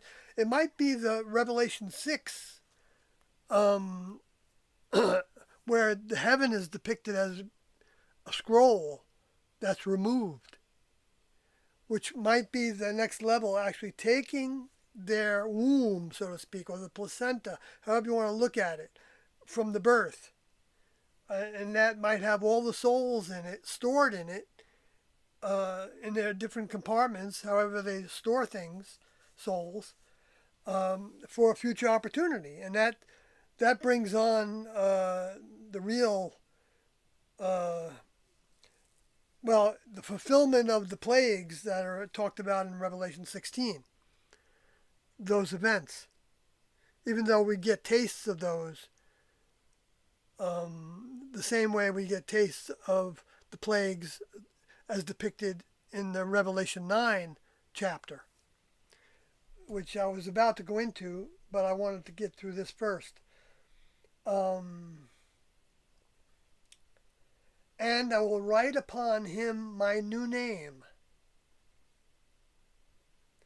My new name. So this is depicted as Jesus saying that to those that overcome, he will write upon that person their new name. And name actually means, well, it is the word for name. But the fact that it's a new name uh,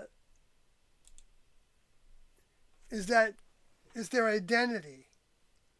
Their identity of being the same person, the same soul that was in Jesus.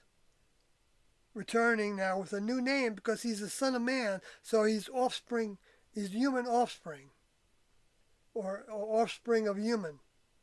Okay? That's what a Son of Man is. That's a soul from the next level taking over a vehicle of the human kingdom. Incarnation. Son of Man is another way of saying it's an incarnation.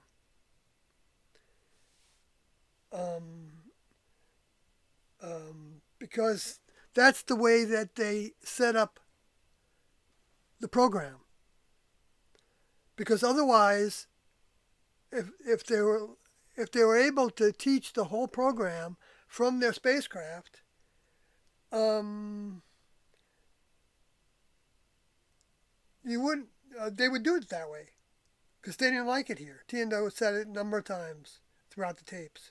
You'll hear him saying, if we could have done this task from the spacecraft, we wouldn't have come into these primitive vehicles to use them to teach this class. We would have done it from the spacecraft, but it doesn't work. It's because the humans need to have the experience of taking in their mind and letting it cause us to grow, stimulate us to want to grow in their direction, to want to serve in their direction, to want to take over the vehicle, and to recognize how the opposing forces don't want that to happen. And that's why they don't want people to think that Tiendo are the Father and Jesus returned. So those thoughts are so dense in this atmosphere to avoid the scriptures that talk about them coming together back again, like the two witnesses in Revelation 11. They're both Christs, according to the description in Zechariah chapter 4. They're both anointed. And so that's, and the woman and the man in Revelation 12, there's two.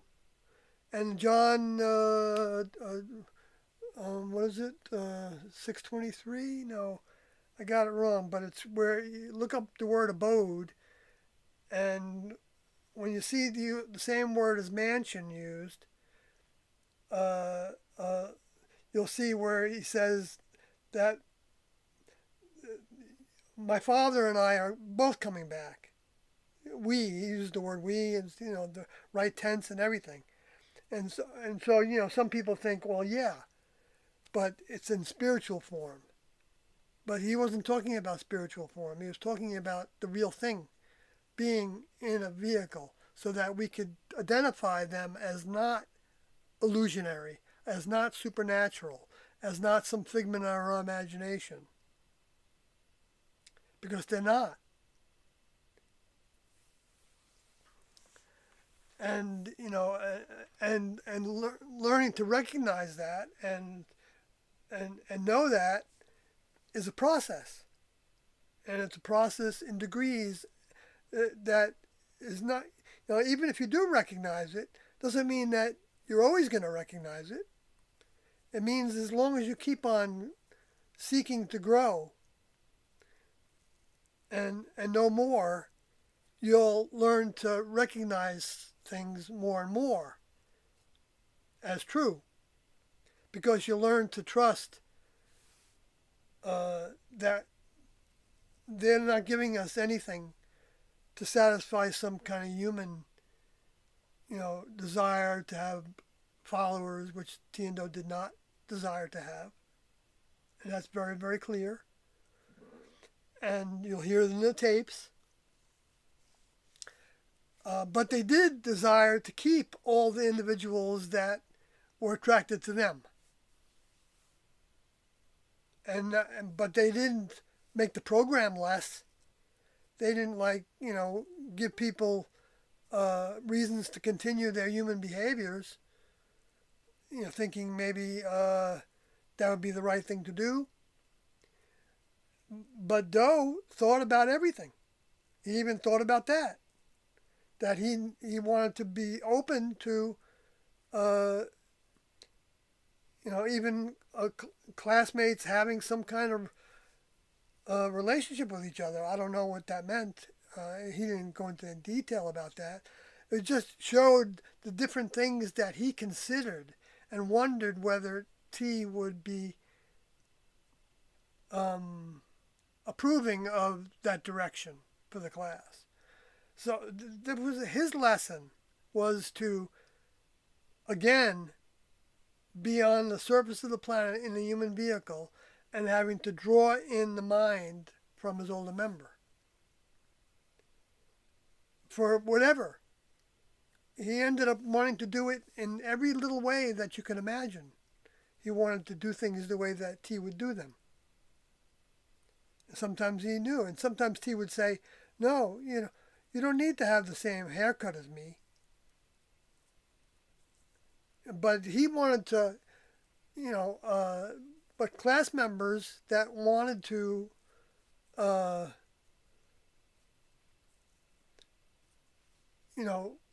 that's where eat my body means become me. He's the example. His physical body is even part of the example. The way he deals with his physical body, what he lets that physical body do, what he tells that physical body to do, what he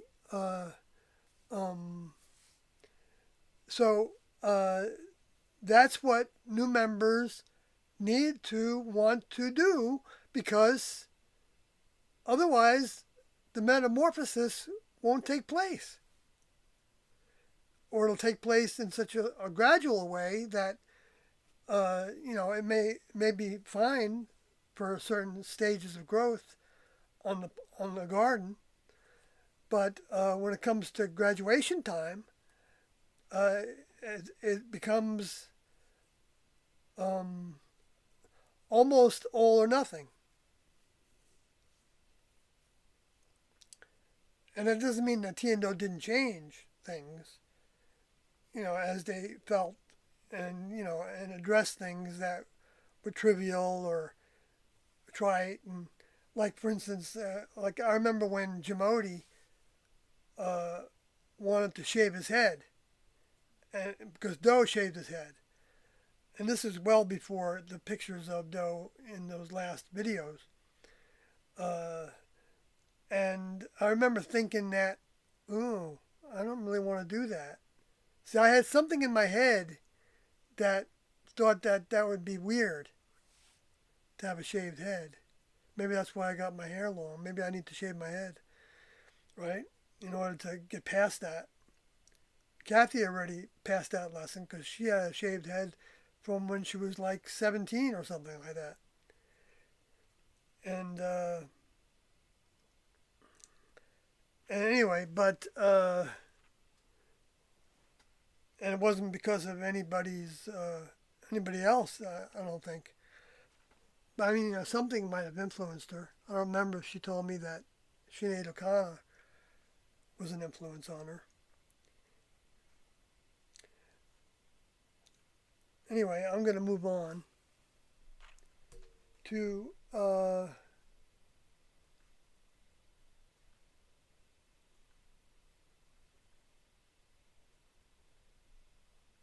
that Revelation 3:12 is a very informative one to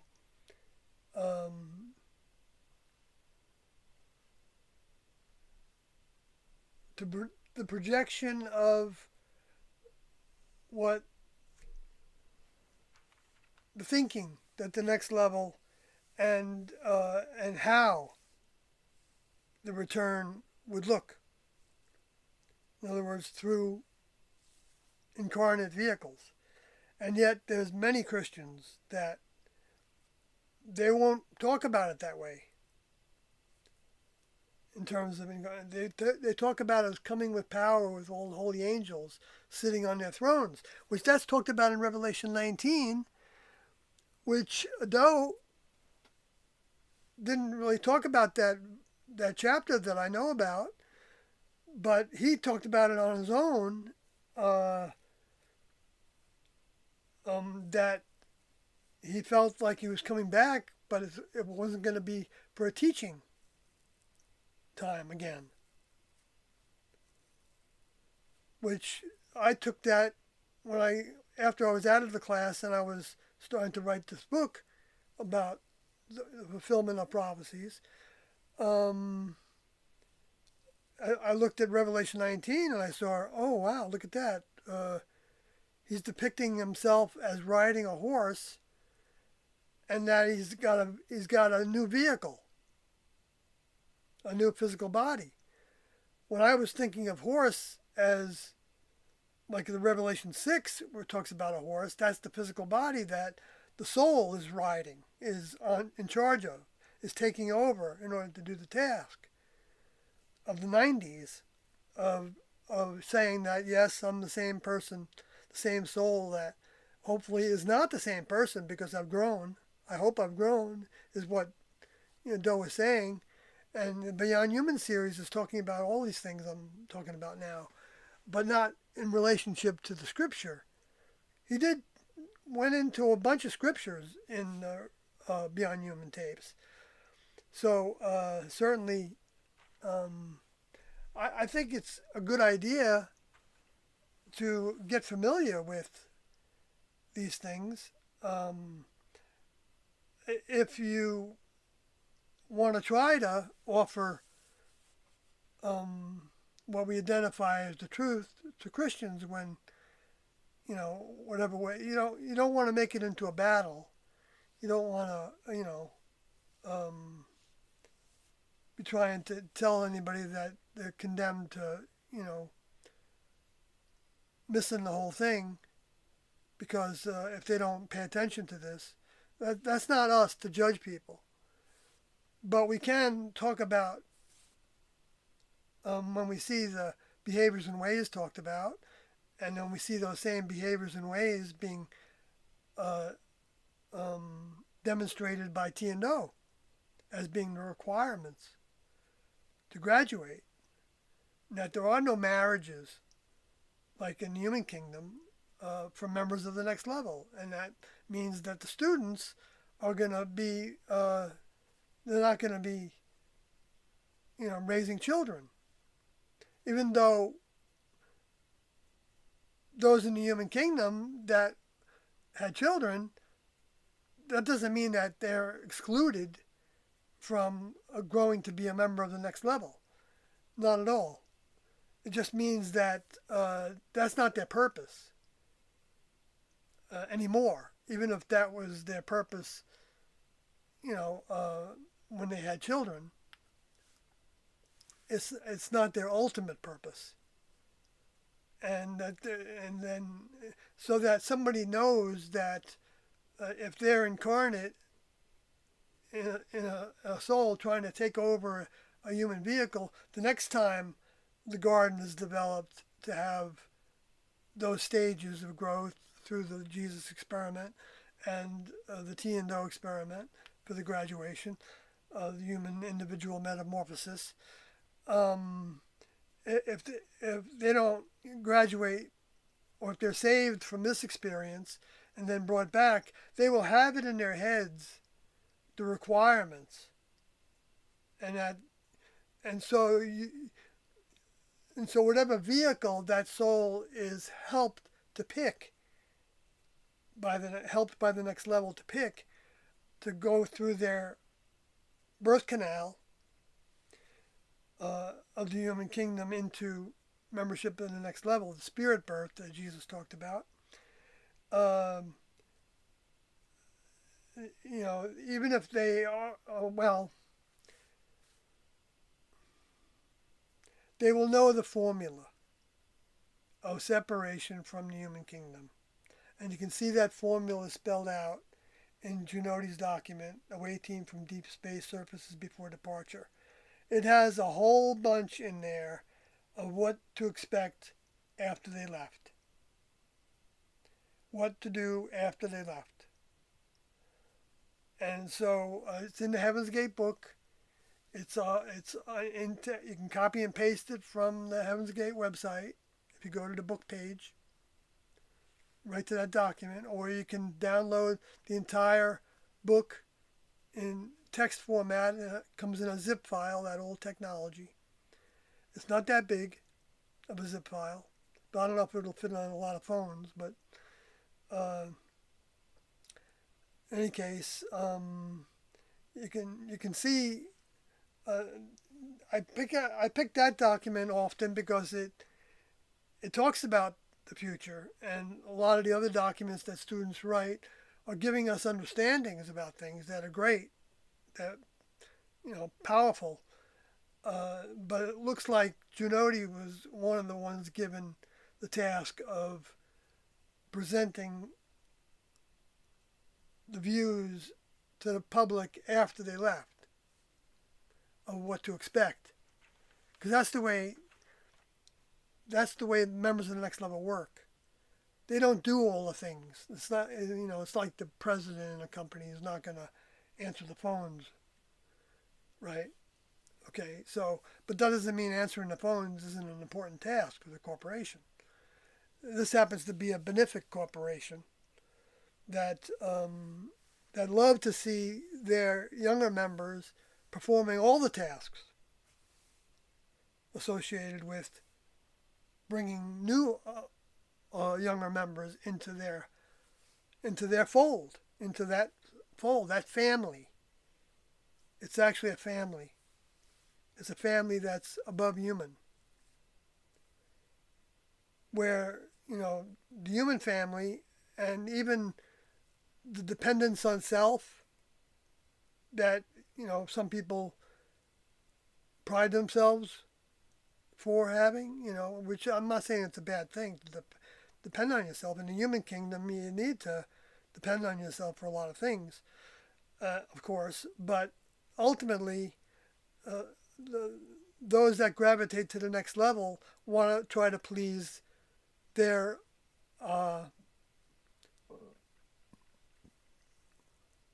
the ones they recognize as representatives from the next level.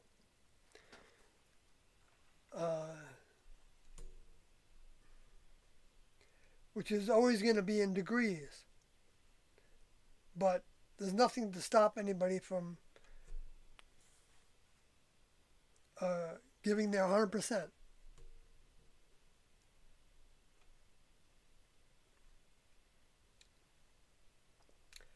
So, going back to Revelation 9, which I'll go through a little bit and then I'll probably close, and I'll look at the chat room.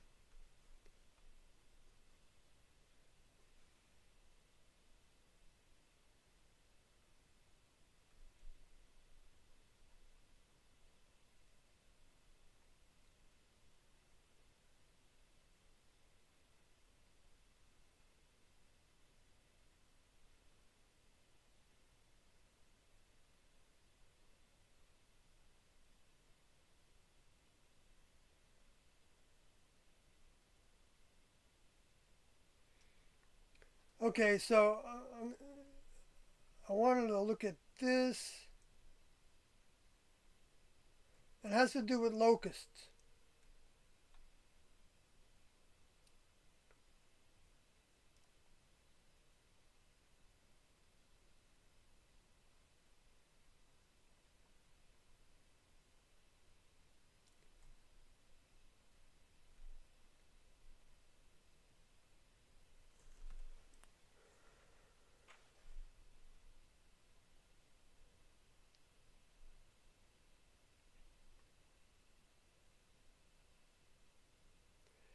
Well, it's interesting, they're talking about smoke.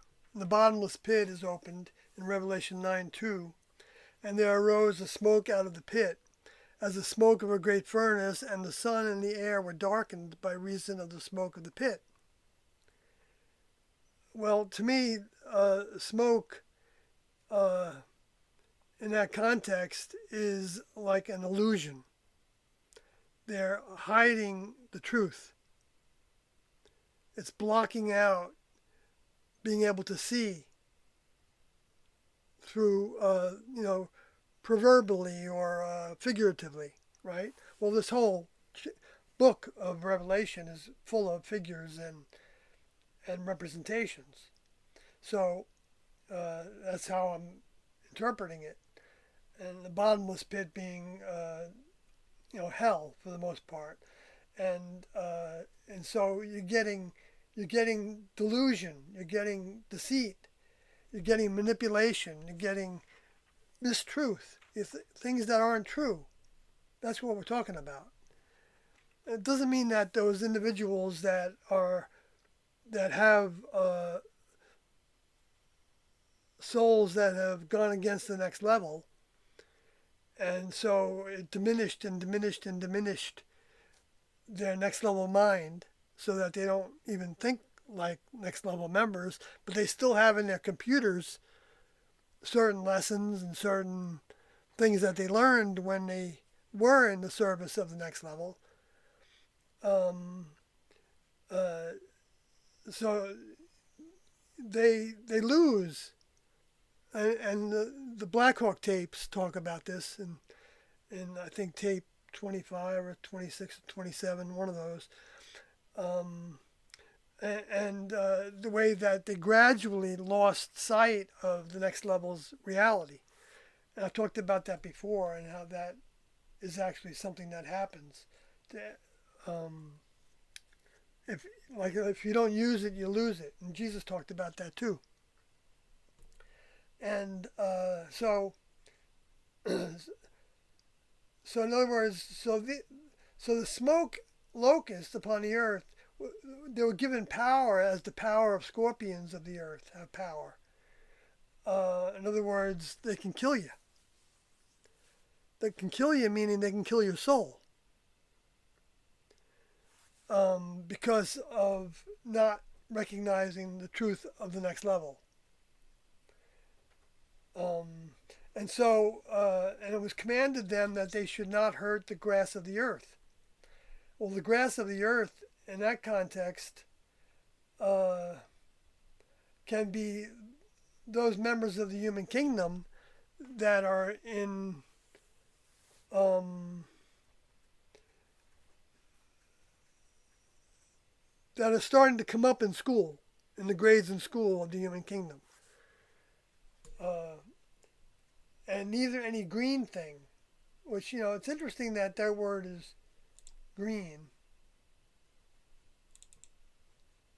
and it's the word chloros, which is it's from the word, well, I don't know what it's from exactly, but it's translated as green 3 times, and it's the primary word for green, and yet in Revelation 6:8, I think it is, where they talk about the green horse, they put pale in there.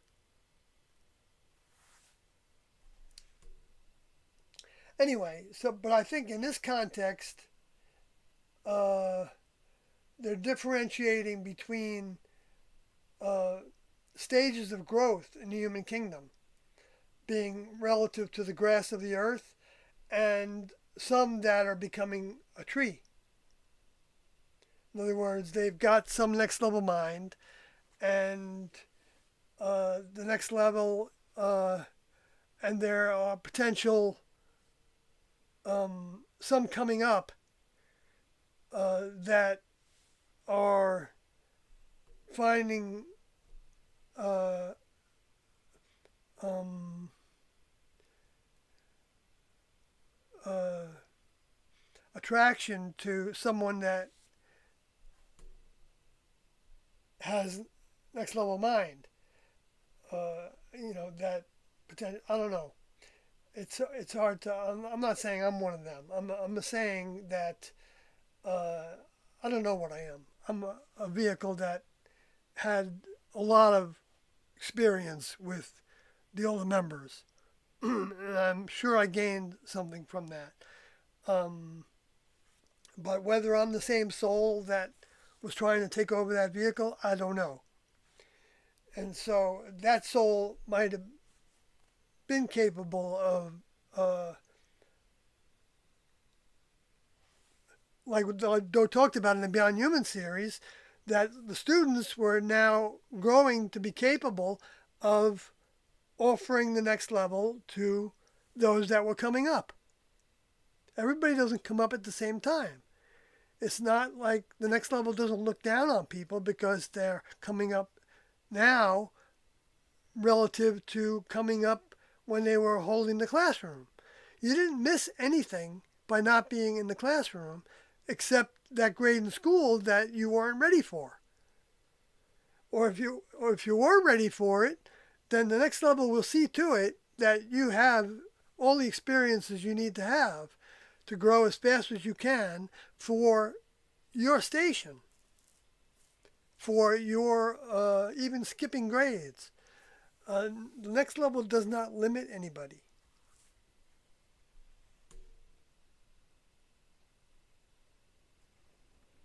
Only the lower forces limit people. Oh, I'm sorry, I'm too loud again. Sorry. Yeah, I do want to try to keep my voice down.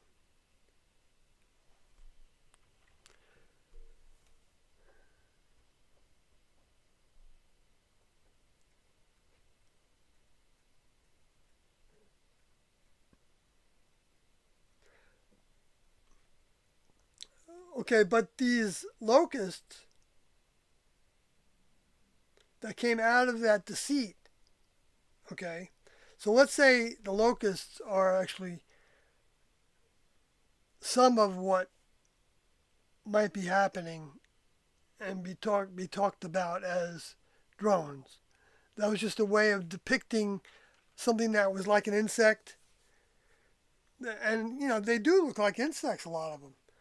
Uh, um, I know the more advanced ones just look like airplanes and flying cars and things like that. But like we went by a Christmas celebration in downtown San Antonio the other day, and they had a whole parking lot filled with all these drones because they were going to do a drone show, and they ended up doing a drone show that ended up being a gingerbread man, and the arms would move around separately from the body and the legs and stuff in different ways because they had a program of sort they were playing, and they knew how to operate it. So it, it, it may be um, and so but I don't know. The reason I'm saying that is further down in Scripture as a possibility. I'm not explaining anything in particular. Um, but it only harms those who don't have the seal of God in their foreheads. In other words, according to Revelation 9:4, which that seal is based on the sealing wax that is a way of demonstrating those people who have committed themselves to God, the true God, uh, not the imaginary God. Uh, and the only way that we're going to really see who the true God is by looking into T&O's information and being open to it. And we don't have to be. We can look at that information and think that there's no truth to it. And T&O were just some well-meaning people that they believed it, and so they taught it the way they believed it. And but that they have nothing to do with them that could be called a God. I know at least one individual that told me that after he listened to what he said was all those audio tapes that were first available to him, which was about 196 of them, I think, that Riccoti got out of storage and sent to me and Carloti. And Carloti worked with Riccoti on that project of sending those to people on CDs. So he's a witness to that reality. The witness. Well, I think Rick Cody's daughter is to some degree a witness, and there might be, and a few other classmates are some degree of a witness that are still alive. But I'm not going to mention their names right now because that's not my business. Anyway, but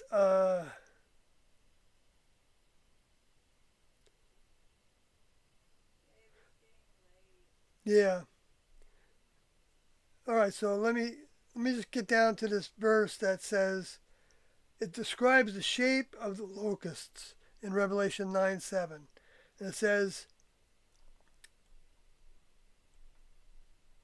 "And the shapes of the locusts were like horses, prepared unto battle, and on their heads were, as it were, crowns." Now that crown it's a Stephanos crown. So as it were is like, in other words, that's like a space alien. It sounds like to me. As it were crowns. So it's not a crown now. It used to be a crown uh, on their minds, and because they were once members of the next level, uh, like gold. In other words, like a pure next level member's crown, as opposed to a silver crown, which would be a lesser, or other gemstones or minerals. Anyway, this is the way it's used. These terms are used throughout Scripture, so they're just identifying with the same terminology throughout the Old Testament. And then it says the last part of it is, and their faces were as the faces of men. And that word men is many, M-E-N-I, and it, well,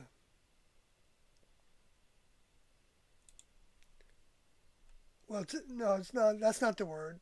There's two words actually for many, and that's not. I don't know why that came up with the Bible dictionary. It was trying to tell me something different than what the lexicon of the anthropos. That word is anthropological based in Greek, and it's a human being. It's not a man like a male. It's, in other words, these drones, I mean, these space aliens, whether it's a space alien craft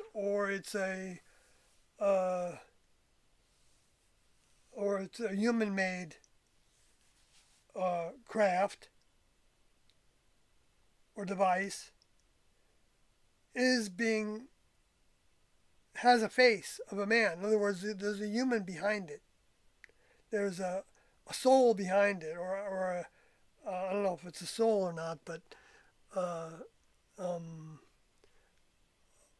a human being or a human equivalent, I would say, behind it. I mean, Tiendo talked about how the space aliens had the ability to make holograms. And they said that Our Lady of Fatima was a hologram made by the space aliens to try to trick humans into worshiping uh, the the mother of the vehicle that Jesus took over, the soul Jesus took over for his task. That vehicle, yes, was prepared in a way that was certainly different. So probably had some special qualities to it, but that doesn't mean to worship the vehicle, uh, which is being done to mistranslate people to think that Revelation 12 woman is talking about Mary, the vehicle that was the mother of the vehicle that was named Jesus. So that to me is a distraction. And there's still things like that happening to where, they see blood coming out of a statue or tears coming down from the eyes of a statue um, and you hear stories like that the more you get with those communities. I've heard a little bit lately. I knew about those stories before. So those are distractions from the truth.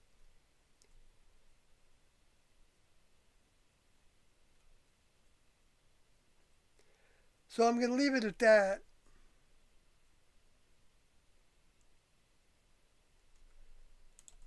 And I guess I'm going to go back to the chat room. And if there's nothing happening new there that I should look at and respond to, I'm going to call it quits.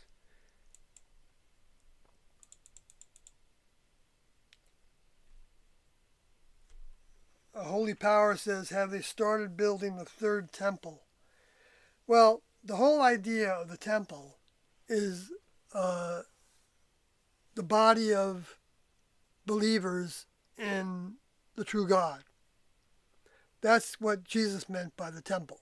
It's not the building that's built to house the worship of the God, of God. The people are the temple.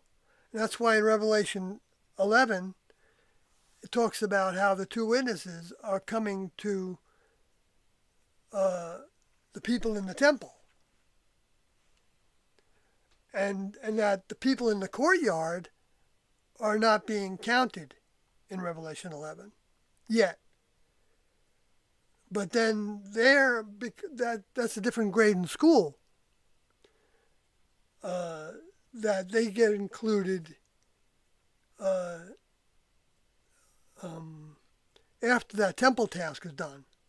So the 38 were members of the true temple.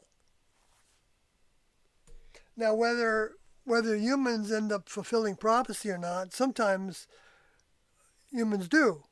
And so there can be correlations with, you could say, a third temple being built in Jerusalem, I guess. But, it wouldn't really make any difference. And that would be just a low interpretation of that. So RVW says, God, these scriptures and your voice give me a sense of peace and comfort. Well, that sounds good to me. I'm glad if it does that for you. Maybe I'm onto some things that are coming from Tiendo's mind. Then Jesus too says, have you looked up the meaning of gematria? 1775, totally worth knowing. No, I haven't. I haven't seen that. So if you want to put something in the comments of a way to get to that, I'll take a look at it. So with that said, folks, I think we're in store for a lot more, but it generally happens in waves also. So, things may continue like this and then they may die down, but I think there's an interest in the government to have as much ways of developing their Space Force and all their military programs and their space programs and their particle acceleration programs and their HARP programs for weather modification or influencing people's thoughts. That's another thing that can happen with electromagnetic waves and there's so many things that humans are doing with their money, building their underground treatment plants for the different things they need if they end up having to hide underground from what's happening on the surface, whether it's a nuclear thing or whether it's a meteor that hits the surface or because the next level is going to proceed with things at their pace, at the pace that they are comfortable with, because they want to give every soul on this planet the opportunity to make choices that they can then determine are worthy of saving for a future opportunity to grow further. And some of those are going to become servants of Tiando. I don't know when and for how long. I don't know, how long things are going to be going on the way they are, but there's certainly a huge escalation since at least 2000 with the stolen election that the Supreme Court determined by not allowing the Florida Supreme Court to instigate the recount of votes. And then what happened in September, you know, of the next year. Anyway, so and then the financial crisis that happened, and COVID, and all the misinformation, all the lies, all the censorship, all the things that were against the next level making available to people. But those things have all come out. And the only reason that people don't know more of the truth is because they just don't go to those media sites where people are actually showing the evidence of this and that. Which, if you're someone like me, you've been watching it intently the whole time. To look, and then when things stood out as being something wrong with, seeing how that was a sensory experience to be able to, I'm not saying I get it all right. I don't. And I'm not saying that I know certain things are not right. I just have question about certain things. And then I see questions about it in this way and that way and this way and that way. And all of a sudden, you see a whole bunch of reasons why we were being fed lies and deceit, the smokescreen. Because we exist in the new Babylon. The secret Babylon is, like others have said, I believe, the government behind the government. So what we see with the senators and everything, that's a form of government, but that's not the people that are really pulling a lot of the strings that are, within the military, within the intelligence groups. They're not going to let go of power just because Trump comes into power. Because, they can pull strings in ways that Trump was not able to deal with in his last administration. And they can put things into motion to where there's so much happening, that there's so many fires happening, so to speak, that no president could keep up with it, of sorting it out and trying to legislate, through it, or write executive orders to get through it. Or if he did, it probably would look like a dictatorship. But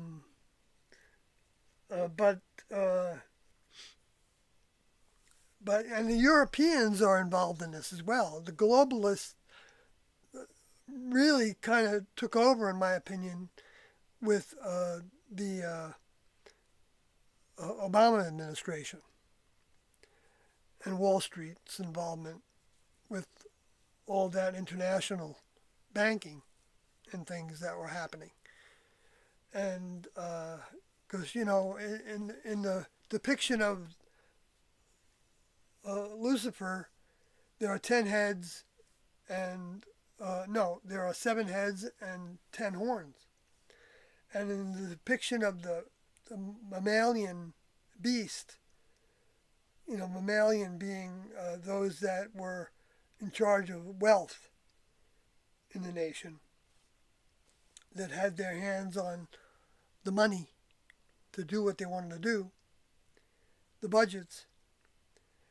The G7 appear to be the seven heads, and the G10 appeared to be the financial ministers that fund the wars, that fund everything. Without loans to the corporations, everything would come standstill because they're working it, they're working the system, and they're working the system in ways that uh, would have years ago been considered to be criminal, but they get away with it if there's nobody to prosecute them, or if they can hide it well enough. So that's what we're in store for more of. Pretty sure.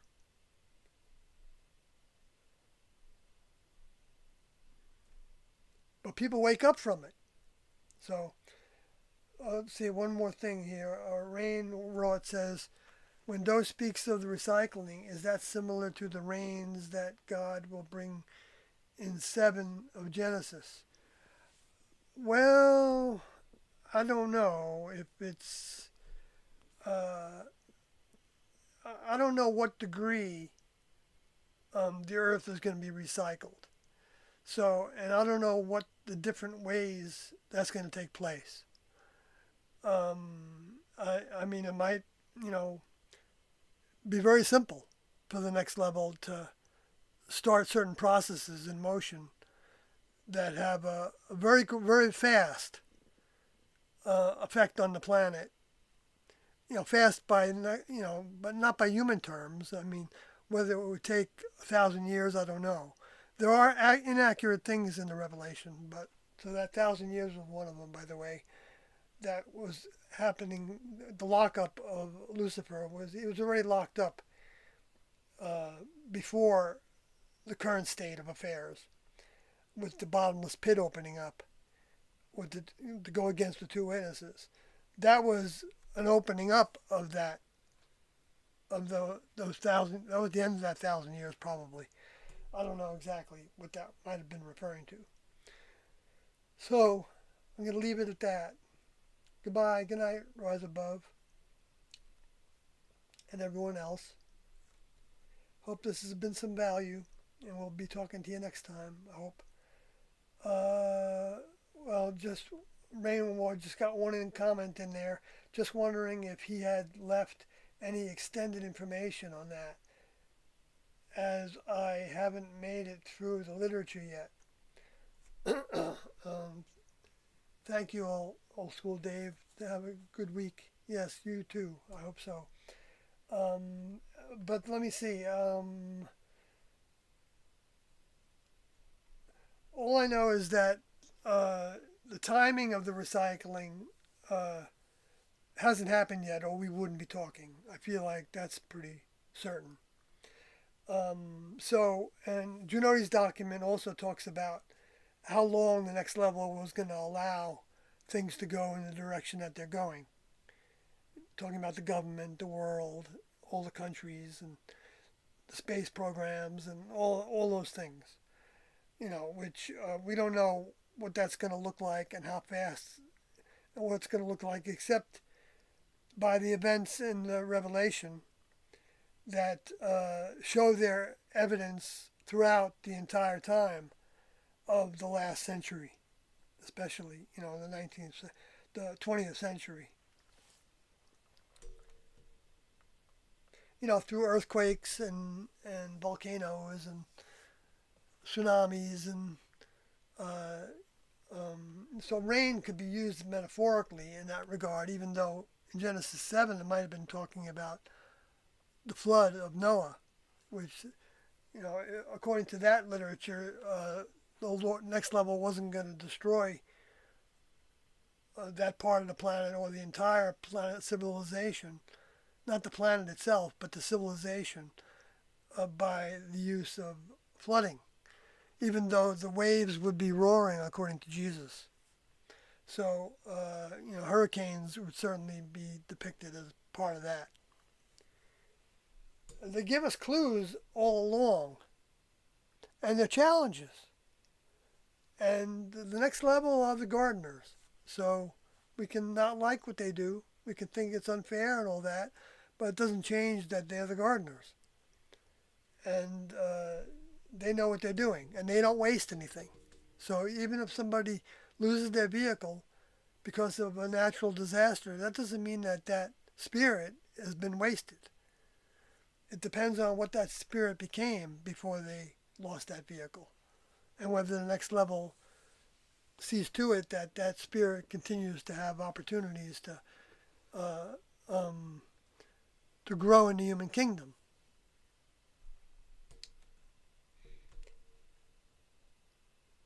Oh, our Odie things just came in.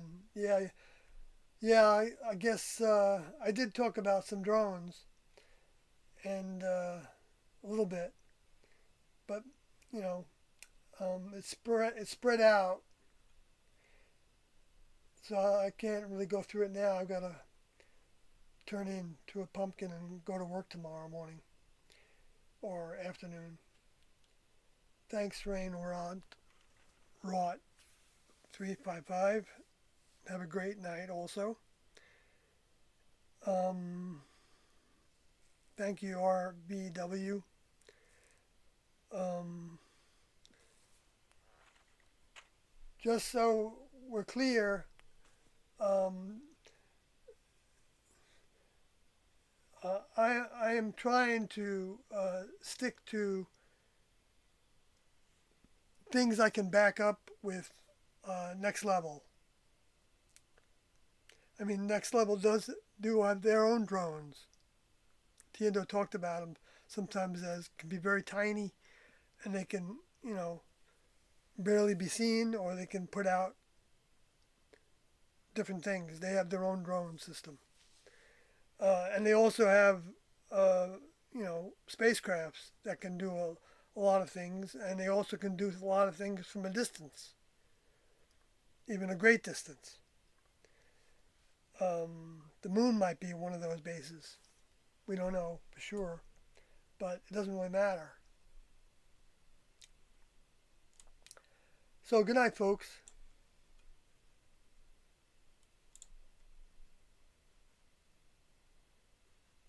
2 hours and 53 minutes.